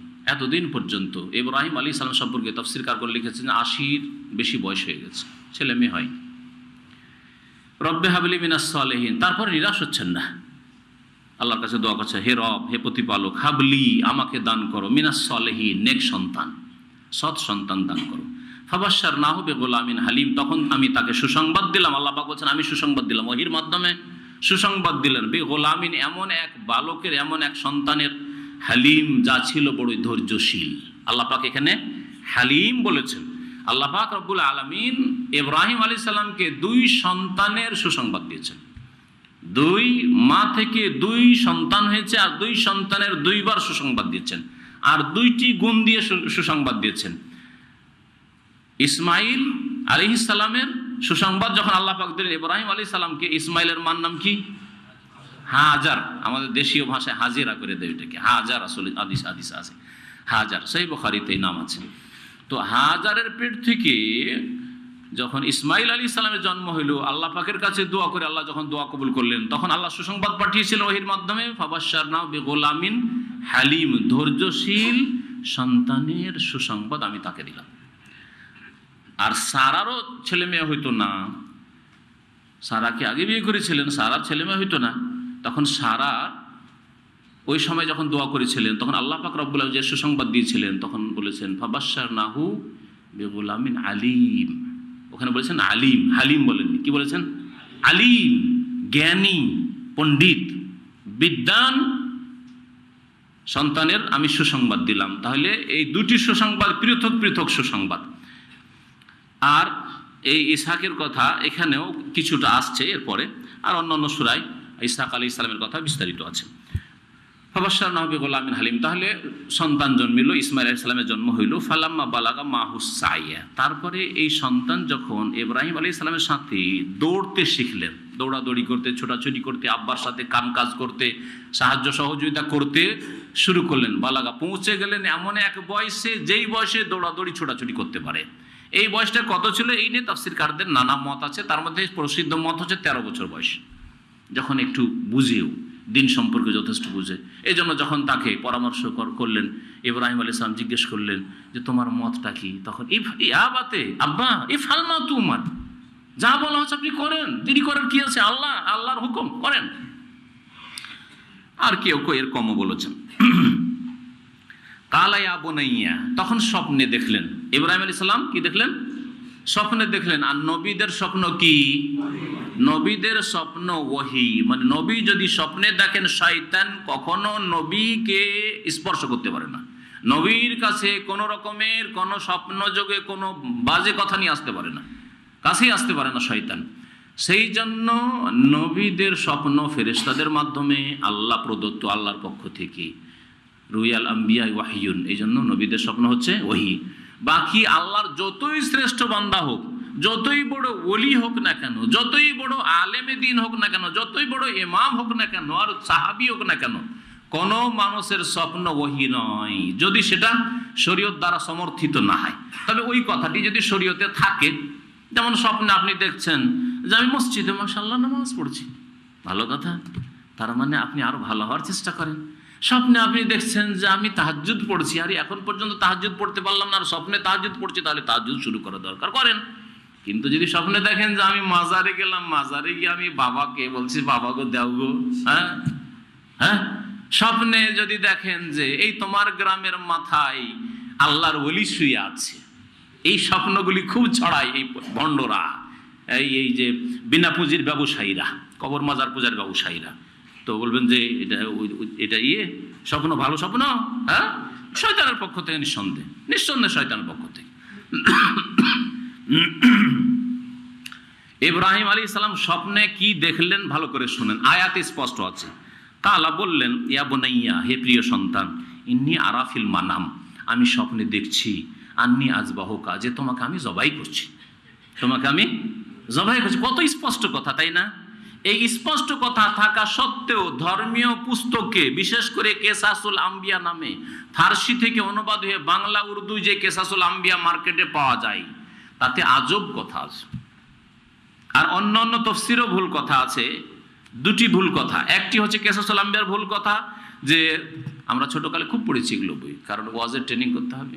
আর তখনকার যুগে এইরকম আজে বাজে বই ছাড়া ভালো বই খুব কমই ছিল, আর ভালো রাইটার লেখা বই খুব কমই ছিল। কেসাসুল আম্বিয়া দিয়ে নবীদের কেসা জানতে হবে, তো পড়ে দেখেছি ছোটকালে, ছিল বইটি আমার কাছে। তো ওতে লিখেছে যে ইব্রাহিম আলাইহিস সালামকে আল্লাহ স্বপ্নে দেখালেন যে তোমার প্রিয় বস্তুকে কুরবানি করো, তোমার প্রিয় বস্তুকে কুরবানি করো। প্রিয় বস্তুকে কুরবানির কথা আছে না? স্বপ্নে যেন দেখছেন যে ছেলেকে ফেলে দিয়ে জবাই করছেন, কথা স্পষ্ট না? তাহলে প্রিয় বস্তুকে কুরবানি করো কথাটি কোরআন বিরোধী নয়। ইন্নী আরা ফিল মানাম, আমি স্বপ্নে দেখছি, আন্নী আযবাহুকা, যে তোমাকে আমি জবাই করছি। যেমন আমরা স্বপ্নে দেখি থাকি, এইরকম ভালো মন্দ স্বপ্ন দেখে থাকি, ভালো কাজ করছি অথবা মন্দ কাজ করছি, ওই রকমই ইব্রাহিম আলাইহিস সালাম যারা দেখছেন যে ছেলেকে ফেলে দিয়ে নিজের ছেলেকে জবাই করছি আমি, আর আমি তো নবী, সুতরাং তো আল্লাহর পক্ষ থেকে, তো শয়তান এই কাজ করতে পারে না, ক্ষমতা নেই যে শয়তান নবীর কাছে আসতে পারে স্বপ্নে। ফানজুর মাজা তারা, সুতরাং তোমার মতামত বলো, তোমার অভিমত পেশ করো। যখন প্রিয়জনকে কুরবানি করো স্বপ্ন দেখলেন, প্রথম দিন 200 কুরবানি করে দিলেন উট, দ্বিতীয় দিন আবার স্বপ্নে দেখছেন আর 200 করলেন, তৃতীয় দিন আবার স্বপ্নে দেখছেন তোমার প্রিয় বস্তু কুরবানি করো। তাহলে কুরবানি কবুল হচ্ছে না মনে হয়, 400 হয়ে গেছে। আবার 200 করলেন, কত কুরবানি হলো? 600 হয়ে গেল। কেসাসুল আম্বিয়াতে এই ভণ্ডামি আছে। আর অন্য কিছু তফসিরে ভুলটা আছে, ওই 600কে 300 করা হয়েছে। প্রিয়জনকে, তোমার প্রিয় বস্তুকে কুরবানি করো, তখন 100 করলেন। আবার দ্বিতীয় রাতে প্রিয় বস্তু কুরবানি করো, আর 100 হইল। তৃতীয় দিন আর 100 হইল, 300 কুরবানি হয়ে গেল। তারপরে চতুর্থ দিন স্বপ্ন, তখন ভাবলেন যে না, প্রিয় বস্তু মানে সবচেয়ে প্রিয় আমার এই ছেলে, এক ছেলে। আর তখন ইসাকের জন্ম হয়নি, তখন ইসাক আলাইহিস সালামের জন্মই হয়নি এই ঘটনার সময়। সুতরাং আমাকে এই ইশারা ইঙ্গিত করা হচ্ছে যে ইসমাইলকে কুরবানি করতে। তখন ইসমাইল আলাইহিস সালামকে কুরবানি করার জন্য নিয়ে গেলেন। এগুলি কথা সবগুলি কোরআনের আয়াত বিরোধী। বরং কোরআনের আয়াত বলছে যে সরাসরি তিনি স্বপ্নে দেখছেন যে আমি ছেলেকে ফেলে দিয়ে জবাই করছি। ইন্নী আযবাহুকা ফানজুর মাজা তারা, সুতরাং তুমি বলো মাজা তারা, তোমার অভিমত কি? কালা, তখন ইসমাইল বলল বা ইসমাইল বললেন, ইয়া আবাতে, হে আব্বা, ইফআল মা তুমার, যার আদেশ আপনাকে করা হয়েছে তা আপনি করে ফেলুন। সাতাজিদুনি ইনশাআল্লাহ মিনাস সাবিরিন, অবশ্যই আপনি আমাকে ধৈর্যশীলদের অন্তর্ভুক্ত পাবেন। আমি ধৈর্য ধারণ করব, আমি প্রস্তুত আছি। ফালাম্মা আসলামা, আল্লাহ পাক বলছেন যখন দুইজনে সম্মতি প্রকাশ করলেন, ইব্রাহিম আলাইহিস সালাম আর ইসমাইল আলাইহিস সালাম দুইজনে একমত। আসলাম মানে দুইজনে আল্লাহর এই ওহির সামনে আত্মসমর্পণ করলেন, স্বপ্নযোগের ওহির সামনে আত্মসমর্পণ করলেন। আসলামা ওয়া তাল্লাহু লিল জাবিন, এবং ইসমাইল আলাইহিস সালামকে শুইয়ে দিলেন। তাল্লাহ মানে ফেলে দেওয়া, শুইয়ে দেওয়া, শুইয়ে দিলেন লিল জাবিন, উপুড় করে। জাবিন বলা হয় কপালকে। কপালের দুটো আরবি আছে, আর দুটোতে পার্থক্য আছে। জাবহাতুন মানে কপাল, জাবহা বলা হয় এই মধ্য কপালকে, আর জাবিন বলা হয় কপালের দুটো সাইডকে। এটাও জাবিন, এই দিকটাও জাবিন। আল্লাহ জাবিন বলেছে, জাবহাতুন বলেননি। এই জন্য উপুড় করে ফেলার যে তর্জমা আছে সেটা সূক্ষ্ম নয়। বাংলা অনুবাদগুলিতে যে উপুড় করে মুখের ভরে ফেলে দেওয়ার কথা আছে, আর তারপরে ওতে কিস্সায় বলা হয়েছে যে আব্বা আপনি যদি আমার মুখটা উপর দিকে রাখেন তাহলে আপনাকে মায়া লেগে যেতে পারে, তখন হয়তো আপনি আল্লাহর হুকুম পালন করতে পারবেন না, সুতরাং আপনি আমাকে উপুড় করে ফেলবেন। এইসব কথা আছে, আল্লাহ ভালো জানে। কিন্তু উপুড় করে ফেলা হয়নি, বরং কিবলামুখী করে কাত করে ফেলা হয়েছিল। এটা হচ্ছে মুহাক্কিক গবেষক তাফসীরকারদের অভিমত। আর এটা হচ্ছে সুন্নতি তরিকা যে কিবলামুখী করে আপনি কুরবানি জবাই করবেন, তাই না? কুরবানি যখন জবাই করবেন তখন কিবলামুখী করে জবাই করবেন আপনার পশুকে। তো এই জন্য জাবিন যখন এই সাইডটাকে বলা হচ্ছে, জাবহাতুন মধ্যটাকে, তাহলে উপুড় করে না ফেলে ডান দিয়ে কাত করে ফেলা হয়েছিল, আর কিবলামুখী করে তারপরে জবাই করা হয়েছে। ওয়ানাদাইনাহু, তখন আল্লাহ পাক রব্বুল যখন ফেলে দেওয়া হলো আর জবাই করতে শুরু করলেন। জবাই করতে যাওয়ার ক্ষেত্রে তাফসীরকারগণ বলেছেন, তফসিরে সব কথা আছে যে শয়তান বিভ্রান্ত করার চেষ্টা করেছে ইব্রাহিম আলাইহিস সালামকেও, ছেলেকেও। এই জামরাতের যে 3টি জামরা আছে যেগুলিতে কঙ্কর মারা হয়, পাথর মারা হয় হজের মৌসুমে, জামরায়ে উলা, উস্তা, কুবরা, এই 3টি জায়গায় বিভ্রান্ত করার চেষ্টা করেছে। সেই জন্য এই 3টি জায়গায় আল্লাহ পাক রব্বুল কিয়ামত পর্যন্ত হাজিদেরকে পাথর মারতে বলেছেন। আল্লাহু আলাম এই সম্পর্কে, এগুলি তাফসিরের কথা, কোরআনে কারিমে এগুলি কথা উল্লেখ হয়নি। তবে এগুলোকে আমরা অস্বীকারও করি না, কারণ এগুলি কথা আমাদের কোরআন হাদিস বিরোধী নয়। কোরআন হাদিস বিরোধী যেটা সেটা অস্বীকার করলাম, যে কোরআনে আল্লাহ পাক বলছেন যে ইব্রাহিম আলাইহিস সালাম যেন ছেলেকে জবাই করেছেন এই অবস্থায় দেখছেন, আর ওরা বলছে প্রিয়জনকে জবাই করো, তাহলে ওটা ভুল। বুঝতে পেরেছেন? কোরআনের সাথে সংঘর্ষিত সেই জন্য। আর অতিরিক্ত মধ্যখানে শয়তান গুমরা করার চেষ্টা করলো, শয়তান বিভ্রান্ত করার চেষ্টা করলো, তখন পাথর ছুঁড়ে মারলেন ইব্রাহিম আলাইহিস সালাম বা ইসমাইল 7টি করে। সুতরাং এই পাথর মারা কিয়ামত পর্যন্ত থেকে গেল। এগুলি হইতে পারে, এগুলি আমরা বিশ্বাস করি, এগুলিকে আমরা অবিশ্বাস করি না। আল্লাহু আলাম। ওয়ানাদাইনাহু, তখন আল্লাহ পাক রব্বুল আলামিন ডাক দিলেন ইব্রাহিম আলাইহিস সালামকে, আইয়া ইব্রাহিম, হে ইব্রাহিম, কাদ সাদ্দাকতা রুইয়া, তোমার স্বপ্নকে তুমি সত্য করে দেখিয়ে দিলে, তোমার স্বপ্নের বাস্তবায়ন হয়ে গেল। কারণ ইব্রাহিম আলাইহিস সালাম জবাই করতে চেষ্টা করছেন, ছেলে জবাই হচ্ছে না, জবাই করার জন্য ফেলেছেন। আল্লাহ পাক ছেলেকে টেনে নিয়ে জান্নাত থেকে এক দুম্বা পাঠিয়ে দিলেন, আর এই দুম্বা জবাই হয়ে গেল। জবাই করার পরে ইব্রাহিম আলাইহিস সালাম দেখছেন যে তো দুম্বা জবাই করলাম, তাহলে আল্লাহ কি কবুল করলেন না নাকি? দ্বিধাদ্বন্দ্ব থাকতে পারে না? মানসিক পেরেশানি যে আল্লাহ পাক নারাজ হয়ে গেলেন, কবুল করলেন না, কোন যে ত্রুটি হইল। তখন আল্লাহ সাথে সাথে ডাক দিচ্ছেন যে কাদ সাদ্দাকতা রুয়া, তোমার স্বপ্নের বাস্তবায়ন হয়ে গেছে, তুমি স্বপ্নকে তুমি বাস্তবায়িত করে দেখিয়ে দিয়েছো। ইন্না কাযালিকা নাজিজিল মুহসিনিন, নিশ্চয় আমি আল্লাহ এইভাবে সৎকর্মশীলদেরকে উত্তম প্রতিদান দান করি। যদি কুরবানি করার জন্য প্রস্তুত হয় তো আল্লাহ উত্তম বিকল্প দিয়ে দেন। তার মানে আজকের যুগে কখন আপনি ছেলে কুরবানি করবেন না, না করবেন? এর মানে এই নয়। বাংলাদেশে ঘটনা ঘটেছে কয়েক বছর আগে, ঘটনা শুনেছেন না শোনেন নাই? কয়েক বছর আগে কোন জাহেল মূর্খ স্বপ্ন দেখেছে আর নিজের নবী হয়ে বসেছে, নিজের নবী হয়ে বসেছে যে আমার স্বপ্ন বহি। স্বপ্ন দেখেছে নাকি যে আমি ছেলেকে জবাই করেছি, বা আল্লাহ বলছে যে ছেলেকে কুরবানি করো। মাত্র কয়েক বছর আগের ঘটনা, যা পত্র পত্রিকা এসছে নাকি অ্যারেস্ট হয়েছে ওই লোক। ঘটনা ঠিক না? হ্যাঁ, থানা, আপনাদের থানা এই যে ময়মনসিংহ। দেখেন, আল্লাহ হেদায়েত করে এই ধরনের জাহেল মূর্খ মুসলমানদেরকে।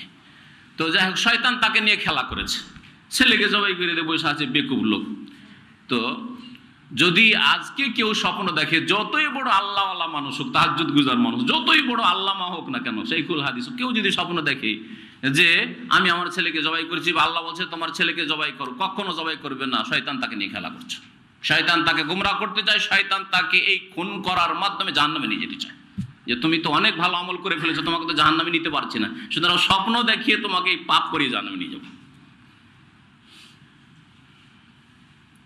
নবী রসুল ছাড়া কারো স্বপ্ন সামান্য মূল্য রাখে না, শুধু মনের একটা এতটুকু শুধু আছে। যদি ভালো স্বপ্ন দেখেন আর দেখছেন যে আলহামদুলিল্লাহ আমার জীবনে তা প্রতিফলিত হলো, বাস্তবায়িত হলো, তাই এটা মনের শান্তি, মনের শান্তি। যেমন আপনি স্বপ্ন দেখলেন সৌদি আরব আসার 10 বছর আগে যে কাবার তওয়াফ করছি, বাইতুল্লাহর তওয়াফ করছি, আর মাশাআল্লাহ আপনি চলে আসলেন, আপনার গ্রাম থেকে কেউ আসতে পারেনি, ভালো দিক কিনা? এটা মনের শান্তি যে আলহামদুলিল্লাহ আমি স্বপ্ন দেখেছি, বাস্তবায়িত হয়েছে। কিন্তু তার মানে এই নয় যে আপনি স্বপ্নে দেখলেই তা হবে না। অনেক সময় শয়তান আপনাকে নিয়ে খেলা করতে পারে, ভালো কথা দিয়ে খেলা করতে পারে, মন্দ কথা দিয়েও খেলা করতে পারে।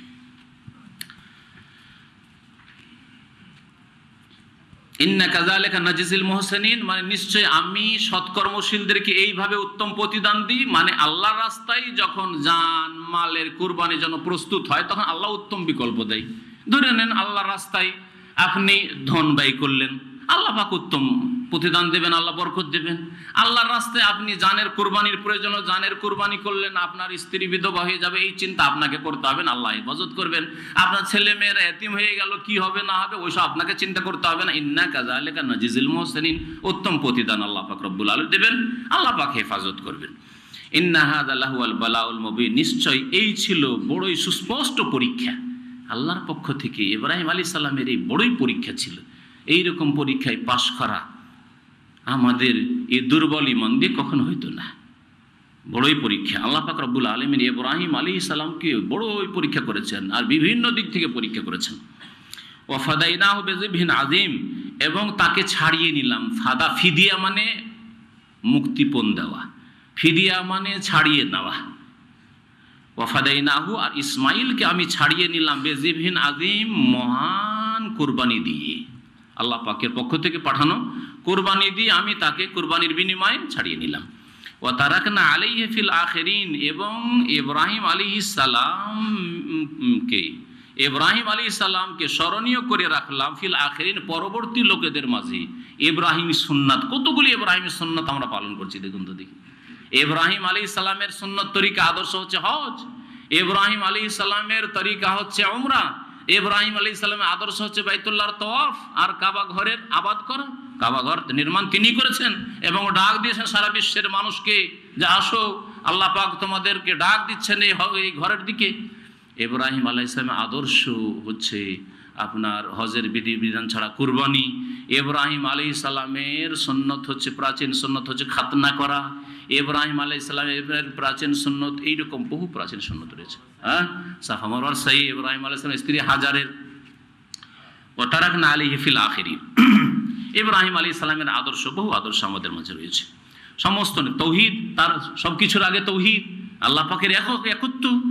সত্যিকার মুসলিম সেই ব্যক্তি যার মধ্যে তৌহিদ আছে, যে শিরক মুক্ত হতে পারেছে ইব্রাহিম আলাইহিস সালামের মতো, সে হচ্ছে আসল মুসলিম। আর যদি বহুত্ব আপনার মধ্যে থাকে, যে কোনো রকম হোক, পুতুল নাই কিন্তু আর কিছু আছে, দুর্গা নেই কিন্তু দরগা আছে, তাহলে তো ইব্রাহিম আলাইহিস সালামের আদর্শ আপনি থাকলেন না।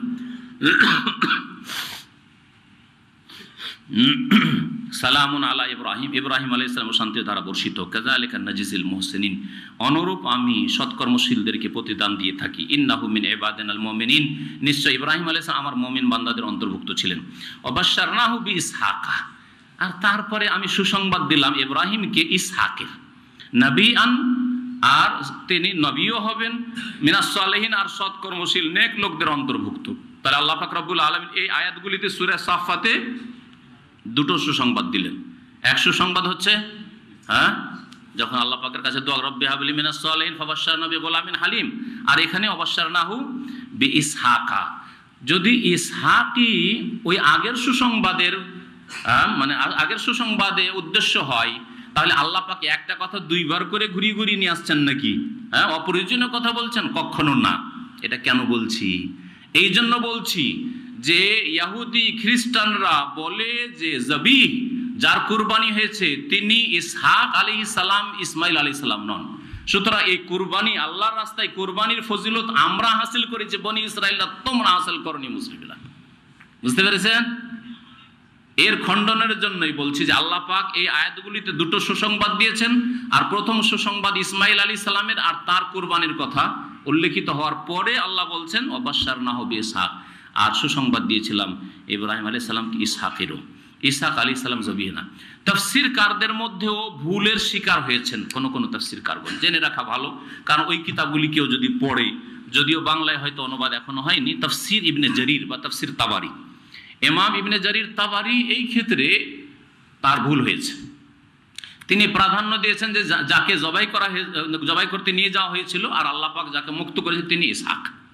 পক্ষান্তরে ইমাম ইবনে কাসির আর বহু মুহাদ্দিসিনে কেরামরা, বরং সমস্ত মুহাদ্দিসিনে কেরামরা, সমস্ত তাফসীরকারগণ কাছাকাছি, তারা বলেছেন যে যাকে জবাই করতে নিয়ে যাওয়া হয়েছিল এবং যিনি আসল জবি, আর আল্লাহ পাক রব্বুল আলামিন তাকে মুক্ত করেছিলেন এই জান্নাতের দুম্বা পাঠিয়ে, তিনি ইসমাইল আলাইহিস সালাম, ইসহাক নন। ওয়াবারাকনা আলাইহি ওয়া আলা ইসহাক, আর আমি বরকত দিয়েছি তার মাঝে, মানে ইব্রাহিম আলাইহিস সালামের মধ্যে, ওয়া আলা ইসহাক, আর ইসহাক আলাইহিস সালামের মধ্যে, ওয়া মিন যুররিয়াতিহিমা, আর তার সন্তানদের মধ্যে। ইব্রাহিম আলাইহিস সালাম আর ইসহাক আলাইহিস সালামের মধ্যে আল্লাহ পাক বরকত দিয়েছেন। এই বরকতের দিকটি কি? এই বরকতের দিক হচ্ছে অধিকাংশ নবী রাসূলগণ এসেছেন ইসহাক আলাইহিস সালামের বংশে।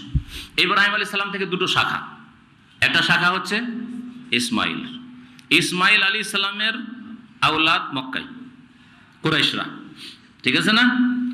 আর ইসহাক আলাইহিস সালামের আওলাদ প্রজন্ম ফিলিস্তিনে, শাম দেশে। ইসহাক আলাইহিস সালামের আওলাদদের মধ্যে বহু নবী এসেছেন, যত বনি ইসরাইলদের নবী, বরং অধিকাংশ কোরআনে বর্ণিত পরবর্তী নবীগুলো, মানে ইসহাক আলাইহিস সালামের পরে নবী মুহাম্মদ রাসূলুল্লাহ সাল্লাল্লাহু আলাইহি ওয়াসাল্লাম ছাড়া সমস্ত নবীগুলি ইসহাক আলাইহিস সালামের বংশের। যেমন ইসহাক আলাইহিস সালামের ছেলে অমিন ওয়ারা ইসহাক ইয়াকুব, ইসহাকের পরে ওর ছেলে ইয়াকুব, ইয়াকুব আলাইহিস সালামের ছেলে ইউসুফ আলাইহিস সালাম নবী। আর কে? না, ওরা তো নবী হয়নি। মুসা, হারুন, জাকারিয়া, ইয়াহিয়া, ঈসা আলাইহিস সালাম, এরকম যতগুলি, এলিয়াস আসছে, জি। এসব নবী সব ছিলেন ইসহাক আলাইহিস সালামের বংশের। এই দিক থেকে আল্লাহ পাক রব্বুল আলামিন বরকত, নবীর দিকে লক্ষ্য করলে ইসহাক আলাইহিস সালামের বংশধরে বরকত দেওয়া হয়েছে। আর যদি নবীর দ্বারা যে মানুষ হেদায়েত হয়েছে সবচেয়ে বেশি সংখ্যায়, মানব জাতি জাহান্নামের রাস্তা থেকে ফিরে এসেছে, এই দিকে যদি লক্ষ্য করেন তাহলে ইসমাইল আলাইহিস সালামের বংশধর অধিক বরকত দেওয়া হয়েছে। কারণ ইসমাইল আলাইহিস সালামের বংশে একজন নবী মুহাম্মদ রাসূলুল্লাহ হলেও তিনি সারা বিশ্বের সমস্ত মানুষের রসুল, তাই না? এমনকি জিনদেরও রসুল। পক্ষান্তরে ইসহাক আলাইহিস সালামের বংশধরে যেসব নবী রাসূলগণ এসেছেন নিজের গোত্রের জন্য, ওই প্যালেস্টাইন এলাকার জন্য, এক এক গ্রাম, এক এক অঞ্চলের জন্য, এক এক বংশের জন্য, এইভাবে, তাই না? এবং সবচেয়ে বেশি উম্মতের সংখ্যা হবে শেষ নবী মুহাম্মদ রাসূলুল্লাহ সাল্লাল্লাহু আলাইহি ওয়াসাল্লামের। এই জন্য মেরাজে যখন মুসা আলাইহিস সালামের কাছ থেকে চলে আসলেন নবী সাল্লাল্লাহু আলাইহি ওয়াসাল্লাম, তখন কাঁদতে লাগলেন না? কেন কাঁদছেন? এই যে বালকটি আমার পরে এসেছে, বলেছিলেন না? তার তুলনায় বালক বয়সের দিক থেকে, যুগের দিক থেকে, এই বালক আমার পরে এসেছে, আর এর উম্মতের সংখ্যা আমার উম্মতের চাইতে বেশি হবে। এর উম্মতের জান্নাতের সংখ্যা আমার উম্মতের জান্নাতের সংখ্যার তুলনায় অনেক বেশি হবে। আফসোস করেছিলেন, কি আফসোস, হিংসা নয়, যে হায় আমার উম্মতরা গুমরাহ পথভ্রষ্ট, তৃতীয়বাদে বিশ্বাসী হয়ে গেল, মুশরিক হয়ে গেল, আর বিভিন্ন পাপে লিপ্ত হয়ে, সুদখোর হয়ে, আর আম্বিয়া রাসূলকে খুন করে, আর এসব এরা গুমরাহ পথভ্রষ্ট হলো না? ইহুদিদের সম্পর্কে আল্লাহ পাক বলেছেন কানু ইয়াকতুলুন আম্বিয়া, নবীদেরকে খুন করত। জি, আল্লাহ পাক তারপরে ইরশাদ করছেন যে ইসহাক আলাইহিস সালামে, ইব্রাহিম আলাইহিস সালাম, ইসহাক আলাইহিস সালাম বরকত দিয়েছি, অমিন যুররিয়াতিহিমা, আর এই উভয়ের সন্তানদের মধ্যেও বরকত দিয়েছি। কিন্তু শুনে রাখেন, অমিন যুররিয়াতিহিমা মুহসিনুন ওয়া যালিমুন লিনাফসিহি মুবিন। এখানে আল্লাহ স্পষ্ট করে দিয়েছেন আরেকটি বিষয়। কেউ ভাবতে পারে যে আল্লাহ পাক যখন বরকত দিয়েছেন ইসহাকের বংশধরে, তার মানে সবগুলি মনে হয় ভালো মানুষ, ব্যক্তি হিসাবেই ভালো, এরা আমল করুক আর নাই করুক, এদের কর্ম খারাপ হইলেও এরা ভালো একবারে। যেমন ইহুদিদের আকীদা, বিশ্বাস যে আমরা হচ্ছে শাবুল্লাহুল মুখতার, মানে আল্লাহর মনোনীত জাতি। ইহুদিরা বলে নিজেদেরকে কি বলে? আল্লাহ পাকের মনোনীত জাতি। যতই পাপ করুক, দুনিয়ার মধ্যে সবচেয়ে বেশি সুদখোর, পুঁজিপতি, ক্যাপিটালিজমের বাস্তবায়নকারী হচ্ছে ইহুদিরা। বুঝতে পেরেছেন? আর এছাড়া যে জুলম অত্যাচার ইহুদিদের দ্বারা হচ্ছে ফিলিস্তিনে, তা তো আপনাদের সামনে রয়েছে যারা দুনিয়ার খবর রাখছেন। তারপরেও এরা বলে যে আমরা হচ্ছে আল্লাহ পাকের শ্রেষ্ঠ জাতি, মনোনীত জাতি। তো আল্লাহ পাক এর খণ্ডন করে দিয়েছেন এই আয়াত, অমিন যুররিয়াতিহিমা। আর ইব্রাহিম আলাইহিস সালাম আর ইসহাক আলাইহিস সালামের সন্তানদের মধ্যে মুহসিনুন, সৎকর্মশীল হবে, ওয়া যালিমুন লিনাফসিহি মুবিন, আর সুস্পষ্ট নিজের উপর জুলুমকারীও হবে। ভালো মানুষও হবে আর মন্দ বদ প্রকৃতির লোকও হবে। আল্লাহ পাক এই ভবিষ্যৎবাণী করে দিয়েছেন। সুতরাং যারা বদ প্রকৃতির লোক হবে তাদের পরিণাম জাহান্নাম, আর যারা সৎকর্মশীল হবে, তৌহিদের উপর থাকবে, যারা শিরক মুক্ত থাকবে আর নেক লোক হবে, তাদের জন্য জান্নাত রয়েছে। ওয়ালাকাদ মানান্না আলা মুসা ওয়া হারুন, আর নিঃসন্দেহে আমি ইহসান করেছি, অনুগ্রহ করেছি মুসার উপর এবং হারুনের উপর। ওয়ানাজ্জাইনাহুমা, এবং তাদেরকে আমি মুক্তি দান করেছি, ওয়া কাওমাহুমা, এবং তাদের জাতিকেও, মিনাল মানে বনি ইসরাইলকে, মিনাল কারবিল আজিম, মহাবিপদ থেকে। মহাবিপদ ছিল ফেরাউনের জুলম অত্যাচার। ফেরাউন মেয়েদেরকে এবং ইসরায়েলদের দাসী বানিয়ে রেখেছিল, আর পুরুষদেরকে হত্যা করত, খুন করত। কোনো পুরুষ ছেলে জন্মালে তার বেঁচে থাকার কোনো আশা ছিল না। আল্লাহ পাক এই মহাবিপদ থেকে এদেরকে উদ্ধার করেছিলেন। ওয়ানাসারনাহুম, এবং তাদের সাহায্য করেছিলাম। ফাকানহুমুল গালিবিন, সুতরাং তারাই বিজয়ী হয়েছিল, তারাই বিজয় হয়েছিল। ভাবা যায় কথা যে ফেরাউন এবং তার এত শক্তিশালী সেনাবাহিনী, তারা ধ্বংস হয়ে একবার নিশ্চিহ্ন হয়ে যাবে, আর এই মিশর একবারে শূন্য খালি, আর সম্মানিত হবে এই মুসার দল। মুসা আলাইহিস সালাম দুর্বল, অসহায়, যারা গোলামীর জীবন যাপন করেছিল, যাদের মেয়েরা দাসী হয়েছিল, আর ছেলের সংখ্যাই কম তাদের মধ্যে, তাদেরকে আল্লাহ পাক কোথায় উঠিয়ে দিলেন? আল্লাহ পাকের বিশেষ ক্ষমতা, কুদরত ছাড়া এই কথা মানুষের কল্পনাতে হয়তো আসতে পারে না। তাই আল্লাহ পাক রব্বুল বলছেন যে আমি তাদের সাহায্য করেছিলাম, সুতরাং তারা বিজয়ী হয়েছিল। ওয়া আতাইনাহুমাল কিতাব আল মুস্তাবিন, এবং এই মুসা এবং হারুনকে আমি দান করেছিলাম সুস্পষ্ট কিতাব, মানে তাওরাত দান করেছিলাম। ওয়া হাদাইনাহুমাস সিরাতাল মুস্তাকিম, আর তাদেরকে সহজ সরল পথের দিক নির্দেশনা দিয়েছিলাম, হেদায়েত দিয়েছিলাম। ওয়া তারাকনা আলাইহিমা ফিল আখিরিন, এবং তাদের খ্যাতিকে স্মরণীয় করে রেখেছিলাম ফিল আখিরিন, পরবর্তী লোকেদের মাঝে। মুসা এবং হারুনের নাম আসলে কত শ্রদ্ধার সাথে নাম নেওয়া হয়, এবং আলাইহিস সালাম বলা হয়। কিয়ামত পর্যন্ত তাদের সুনামের কথা পরবর্তীতে আল্লাহ পাক রব্বুল আলামিন চালু রেখেছেন। সালামুন আলা মুসা ওয়া হারুন, সুতরাং মুসা এবং হারুন আলাইহিমাস সালামের উপর শান্তির ধারা বর্ষিত হোক। ইন্না কাযালিকা নাজিজিল মুহসিনিন, নিশ্চয় আমি এইভাবে সৎকর্মশীলদেরকে উত্তম প্রতিদান দিয়ে থাকি। ইন্নাহুমা মিন ইবাদিনাল মুমিনিন, মুসা এবং হারুন তারা আমার মুমিন বান্দাদের অন্তর্ভুক্ত ছিলেন। ওয়া ইন্না ইলিয়াস মিনাল মুরসালিন, এইরকমই ইলিয়াস আলাইহিস সালাম আল্লাহর নবী ছিলেন, তিনি রাসূলদের অন্তর্ভুক্ত ছিলেন। ইয ক্বালা লিকওমিহি আলা তাত্তাকুন, তিনিও এক জাতির জন্য, এক গোত্রের জন্য নবী রাসূল করে প্রেরিত হয়েছিলেন। যখন নিজ জাতিকে বলে আলা তাত্তাকুন, তোমরা কি আল্লাহকে ভয় করবে না? আতাদউনা বালান ওয়া তাযারুনা আহসানাল খালিকিন, তোমরা বাল নামক দেবের এই প্রতিমার পূজা করছো আর তাকে ডাকছো। ওয়া তাযারুনা, আর তোমরা ছেড়ে দিচ্ছ আহসানাল খালিকিন, সর্ব উত্তম সৃষ্টিকর্তাকে, অর্থাৎ আল্লাহ পাক রব্বুল আলামিনকে। আহসানুল খালিকিন মানে সর্বোত্তম সৃষ্টিকর্তা। এর মানে এই নয় যে অনেক সৃষ্টিকর্তা আছে, আল্লাহ কিন্তু মানুষ দুনিয়াতে অনেকে নিজে পুতুল হাতে গড়ে, অনেকে ছবি অঙ্কন করে, আর্টিস্ট অনেক দুনিয়াতে আছে, সেগুলিও মনে করে যে আমরা অনেক কিছুই করতে পারছি, ছবি অঙ্কন করতে পারছি। এই জন্য বলা হয়েছে যে আহসানুল খালিকিন।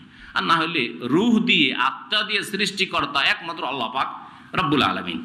এই জন্য আল্লাহ পাক আহসানুল খালিকিন এখানে নিজেকে বলেছেন। আল্লাহ, সেই আল্লাহকে তোমরা ছেড়ে দিচ্ছ, রব্বাকুম, যিনি তোমাদের প্রতিপালক, ও রব্বা আবাইকুমুল আউয়ালিন, আর তোমাদের পূর্বপুরুষ যে বাপদাদা পূর্ব যুগে চলে গেছে তাদেরও প্রতিপালক তিনি। ফাকাজ্জাবুহু, কিন্তু এই জাতি তাকে মিথ্যা মনে করেছিল। ফাইন্নাহুম লামুহজানুন, সুতরাং তাদেরকে জাহান্নামে হাজির করা হবে। আল্লাহ পাকের সামনে হাজির করা হবে, জবাবদেহি করতে হবে এবং জাহান্নামে তাদেরকে উপস্থিত করা হবে। ইল্লা ইবাদাল্লাহিল মুখলাসিন, তবে যারা আল্লাহ পাকের খাঁটি বান্দা তাদেরকে জাহান্নামে নিয়ে যাওয়া হবে না, হাজির করা হবে না, তাদেরকে জবাবদেহি করতে গিয়ে আসামি হইতে হবে না, ফাঁসতে হবে না। ওয়া তারাকনা আলাইহি ফিল আখিরিন, এবং তার সুনাম, তাকে স্মরণীয় করে রেখেছিলাম ফিল আখিরিন, পরবর্তীতে। সালামুন আলা ইলিয়াসিন, সালাম বর্ষিত হোক ইলিয়াসিনের ওপর। ইলিয়াসিন ইলিয়াসের অপর নাম। নবীদের নামগুলি বিভিন্নভাবে উচ্চারিত হয়েছে, যেমন ইব্রাহিম, আবরাহাম উচ্চারণ হয়েছে, অন্যান্য কেরাতে আবরাহাম আছে। এইরকমই তাওরাত ইনজিলের কিতাবে ইব্রাহিম আলাইহিস সালামের নাম আবরাহাম আছে। হ্যাঁ, নুহের নাম তারা নুহা বলছে। হ্যাঁ, এইরকম মুসার নাম মুজেস বলছে, ঈসার নাম জিসাস বলছে। বুঝতে পেরেছেন না? এখানেও ইলিয়াসের অপর নাম হচ্ছে ইলিয়াসিন। আল্লাহ পাক একটি আয়াতে ইলিয়াস বললেন, যা আগে গেল, ওয়াইন্না ইলিয়াস আলামিনাল মুরসালিন, আর এখানে বলছে সালামুন আলা ইলিয়াসিন। ইন্নাকা যালিকা নাজিজিল মুহসিন, নিশ্চয় আমি আল্লাহ এইভাবে সৎকর্মশীলদেরকে উত্তম প্রতিদান দিয়ে থাকি। ইন্নাহু মিন ইবাদিনাল মুমিনিন, নিশ্চয় সে ছিল আমার মুমিন বান্দাদের অন্তর্ভুক্ত। ওয়াইন্না লূতাল মিনাল মুরসালিন, আর জেনে রাখো যে লূত আলাইহিস সালাম ও রাসূলদের অন্তর্ভুক্ত ছিলেন। ইয নাজ্জাইনাহু আহলাহু আজমাইন, যখন আমি তাকে এবং তার পরিবারকে, মানে তার দুই মেয়ে পরিবারের শুধু মুসলিম হয়েছিলেন, ঈমান নিয়ে এসেছিলেন, আর তার অনুসারী যদি কেউ থেকে তারা, আর তার আহাল মানে স্ত্রী না, স্ত্রী গুমরাহ ছিল, কাফেরা ছিল, মুশরিকা ছিল, সে ইসলাম গ্রহণ করেনি। ইয নাজ্জাইনাহু, যখন আমি তাকে মুক্তি দিয়েছিলাম, আর তার পরিবার মানে তার মেয়েদেরকে এবং তার অনুসারীদেরকে নাজাত দিয়েছিলাম, সকলকে আজমাইন। ইল্লা আজুজান ফিল গাবিরিন, তবে এক বুড়ি। এই বুড়ি কে ছিল? লূত আলাইহিস সালামের স্ত্রী। আল্লাহ আজুজ বলেছেন। এই বুড়ি বড়ই বদ প্রকৃতির ছিল। নবীর স্ত্রী হওয়া সত্ত্বেও নবীর প্রতি ঈমান নিয়ে আসেনি। পাপের জন্য ওই কাফের গ্রামবাসীকে খবর দিত, পাপ করার জন্য, যে এইরকম সুযোগ আছে। হ্যাঁ, কোথায় টাইম শেষ আছে? মানে টাইম আছে 2:32। ইল্লা আজুজান ফিল গাবিরিন, তবে এই বুড়ি ফিল গাবিরিন, যারা অবশিষ্ট আল্লাহর আযাবে থেকে গেছিল বা পিছিয়ে পড়ে, গাবারা একবারও মানে পিছনে থেকে যাওয়া, এই জন্য মাজিকে অতীতকালকে গাবের বলা হয়, অতীতকালকে গাবের বলা হয়। তো ইল্লা আজুজান, সেই বুড়ি ফিল গাবিরিন থেকে গেছিল অবশিষ্টদের মধ্যে, মানে যারা থেকে গেছিল আল্লাহর আযাবে। আর লূত আলাইহিস সালামকে আল্লাহ বললেন যে রাতারাতি তুমি ভোর রাত্রেই গ্রাম থেকে বেরিয়ে পড়ো, তোমার যারা সহচর আছে, যারা ঈমান নিয়েছে, তাদেরকে রাতারাতি বেরিয়ে পড়ো। ওয়ালা ইয়ালতাফিত মিনকুম আহাদ, আল্লাহ অন্য আয়াতে বলেছেন, খবরদার গ্রামের দিকে ফিরে দেখবে না, কি হচ্ছে না হচ্ছে পিছর দিকে একবার ঘুরে দেখবে না। ফিরে দেখলে মুশকিল আছে, তোমাদের উপর আযাব আসবে। যাবে তার ফিরে দেখবে না কি হচ্ছে না হচ্ছে, কিভাবে আল্লাহ পাকের আযাব নাযিল হচ্ছে। এভাবে আল্লাহ পাক এই জাতিকে ধ্বংস করেছিলেন। আল্লাহ পাকের ইরশাদ করেছেন মাদাম্মারনা আল আখারিন, অতঃপর আমি ধ্বংস করেছিলাম অন্যদেরকে, যারা কাফের ছিল, মুশরিক ছিল, থেকে গেছিল ওখানে, আর পাপিষ্ট ছিল। তাদের কুফরি শিরকের সাথে আর একটি বড় পাপ ছিল, এমন নোংরামি ছিল, যেই নোংরামি ওর আগে মানব জাতি করেনি। সেটা কি ছিল? সমকামিতা, পুরুষে কুকাজ করা, পুরুষে কুকাজ করা। বড়ই দুঃখের বিষয় যে আজকে উম্মতে মুসলিমাতেও অনেকের মধ্যেই বদ চরিত্র আছে, বিভিন্ন স্তরে এইরকম রোগগুলি দেখা যায়। আর যদি বড়ই দুঃখের বিষয় লাগে, যদি এগুলি আবার ভালো মানুষদের মধ্যে, যারা ভালো মানুষ, মানে আসলে তো ভালো মানুষ নয়, কিন্তু দাঁড়িয়ে আছে, মাদ্রাসায় পড়ুয়া, মাদ্রাসার ছাত্র, হাফেজে কোরআন অথবা কারি সাহেব, মাদ্রাসায় পড়ায় অথবা মাদ্রাসায় পড়ে, এগুলোর মধ্যে যদি এই রোগ থাকে তো বড়ই আক্ষেপ লাগে। আল্লাহুল মুস্তাআন। এই লূত আলাইহিস সালামের জাতিকে যেইভাবে আল্লাহ ধ্বংস করেছেন, কোনো জাতিকে এত শাস্তি দিয়ে ধ্বংস করেন। 3 রকমের শাস্তি দিয়ে আল্লাহ পাক রব্বুল আলামিনকে ধ্বংস করেছেন। আল্লাহ পাকের নবীর যদি দোয়া না থাকতো তো আজকেও এই সব পাপিষ্ঠদের উপরে এইরকম আযাব চলে আসতো। আল্লাহ পাক যেন আমাদের যেসব ভাইদের মধ্যে এই সব দুর্বলতা, কমজোরি, পাপ আছে, আল্লাহ পাক তাদেরকে যেন মাফ করে দেন এবং তাদেরকে যেন হেদায়েত দান করেন, তাদেরকে তওবা করার তৌফিক দান করেন। আর আগামীতে মুসলিমদেরকে আল্লাহ পাক রব্বুল আলামিন সংশোধনের জীবন, নেক জীবন যাপনের তৌফিক দান করেন। সম্মানিত ভাইরা, আল্লাহ পাক রব্বুল আলামিন তারপর ইরশাদ করেছেন যে সুম্মা দাম্মারনাল আখারিন, অন্যদেরকে, অর্থাৎ কাফের মুশরিক আর ওই কুকাজে যারা লিপ্ত ছিল, এদেরকে ধ্বংস করে দিলাম। ওয়া ইন্নাকুম লাতামুররুনা আলাইহিম মুসবিহিন, আর নিশ্চয়ই তোমরা, এখান থেকে আল্লাহ পাক রব্বুল আলামিন কুরাইশদেরকে সম্বোধন করেছেন। কি একেবারে আচ্ছা, এটা সেরে দিই শুধু। ওয়াইন্নাকুম লাতামুরুনা আলাইহা মুসবিহিন, এখানে ওয়াইন্নাকুম লাতামুরুনা আলাইহি মুসবিহিন, এখান থেকে কুরাইশদেরকে আল্লাহ সম্বোধন করেছেন যে হে কুরাইশরা, নবী তোমাদের সামনে এসে গেছেন, শেষ নবী, আর তোমরা ঈমান নিয়ে আসছো না। অথচ তোমরা যখন ব্যবসা আর সফর করো, ব্যবসা বাণিজ্যের জন্য শাম দেশে, তখন লূত আলাইহিস সালামের এলাকা যে মৃত সাগর, আল্লাহ পাক ওকে জমিন করে রাখেনি, জমিন থেকে নিয়ে একবারে সাগরে নামিয়ে দিয়েছেন। আর সেই সাগরের নাম হচ্ছে আল বাহরুল মাইয়িত, মৃত সাগর। সেখানকার পানি পচা সড়া দুর্গন্ধযুক্ত, আর এমন পানি আল্লাহর আযাব সেখানে আছে, আল্লাহর ক্রোধ আছে, যে কোনো মাছ পর্যন্ত থাকে না ওখানে, কোনো প্রাণী থাকে না ওই পানির মধ্যে। আল বাহরুল মাইয়িত বলে প্রসিদ্ধ আরবিতে, যেটা মৃত সাগর। তো এই এলাকা ছিল লূত আলাইহিস সালামের সাদ্দুম এলাকা, যাকে আল্লাহ পাক ধ্বংস করেছে, যে এলাকাকে এবং এলাকার লোকদেরকে।